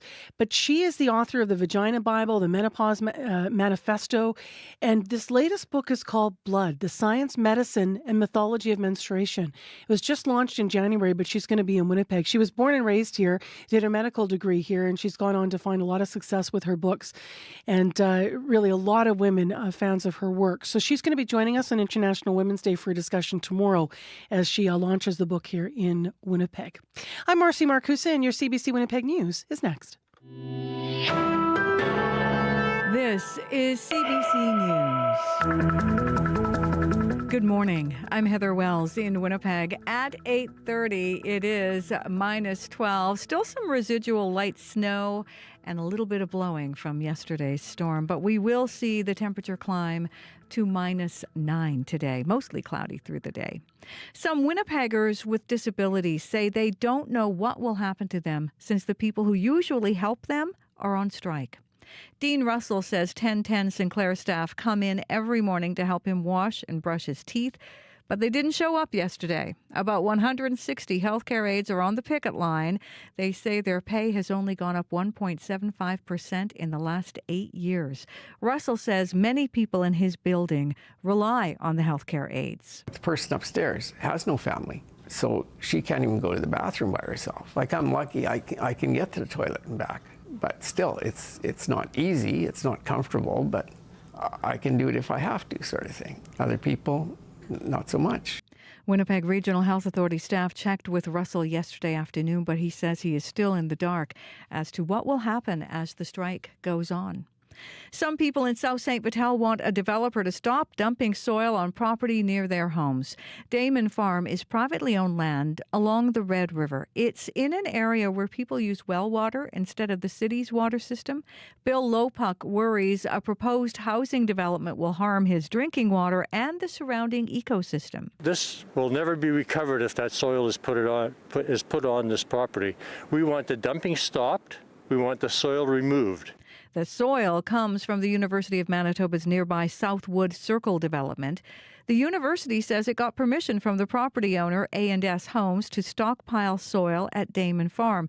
Councillor Marcus Chambers says the soil is for a future development, but a city spokesperson says the permit only allows for temporary stockpiling. CBC News has reached out to A&S Homes but has not yet received a response. Manitoba's Families Minister has directed her department to work with child welfare officials to review all CFS contact leading up to a quintuple murder in Carman. A mother, her 3 young children, and a teenage niece were killed last month. The family says the teen had been in the care of CFS.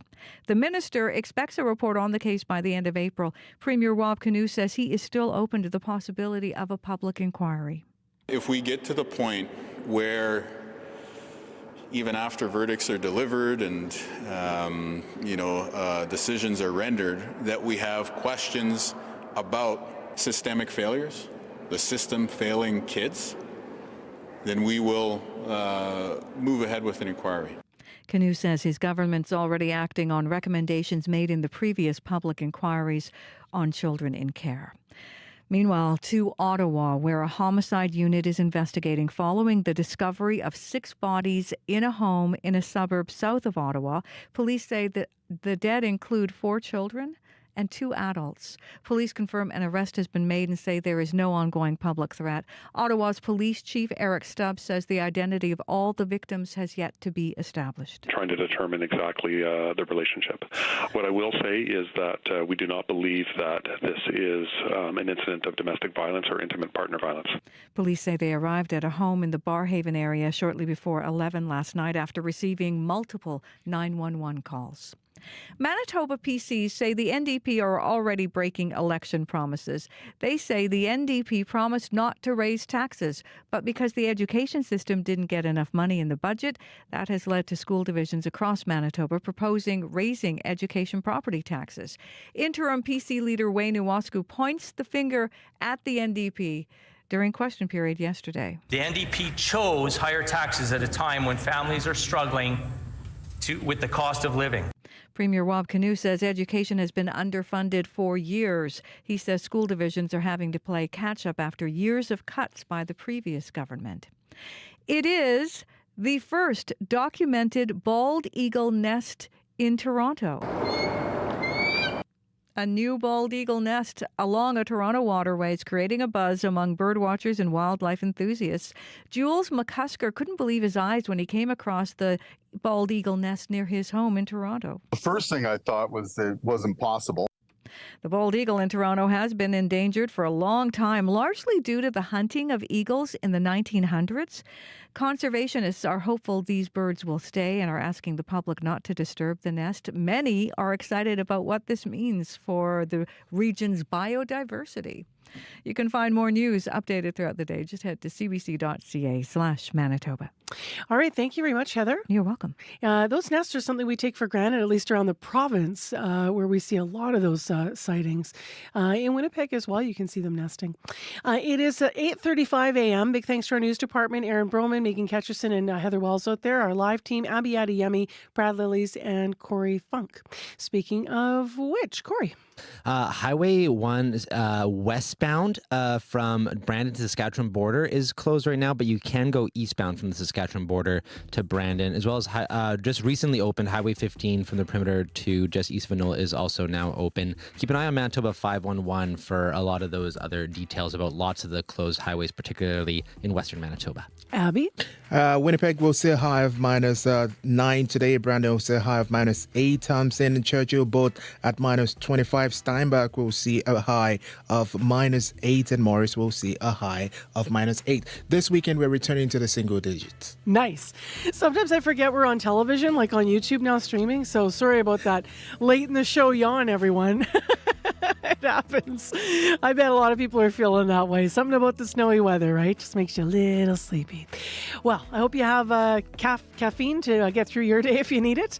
Otherwise, a good brisk walk. Take care and be well. Thank you so much for listening to Information Radio here on CBC 89.3 FM, 990 AM on the app or YouTube.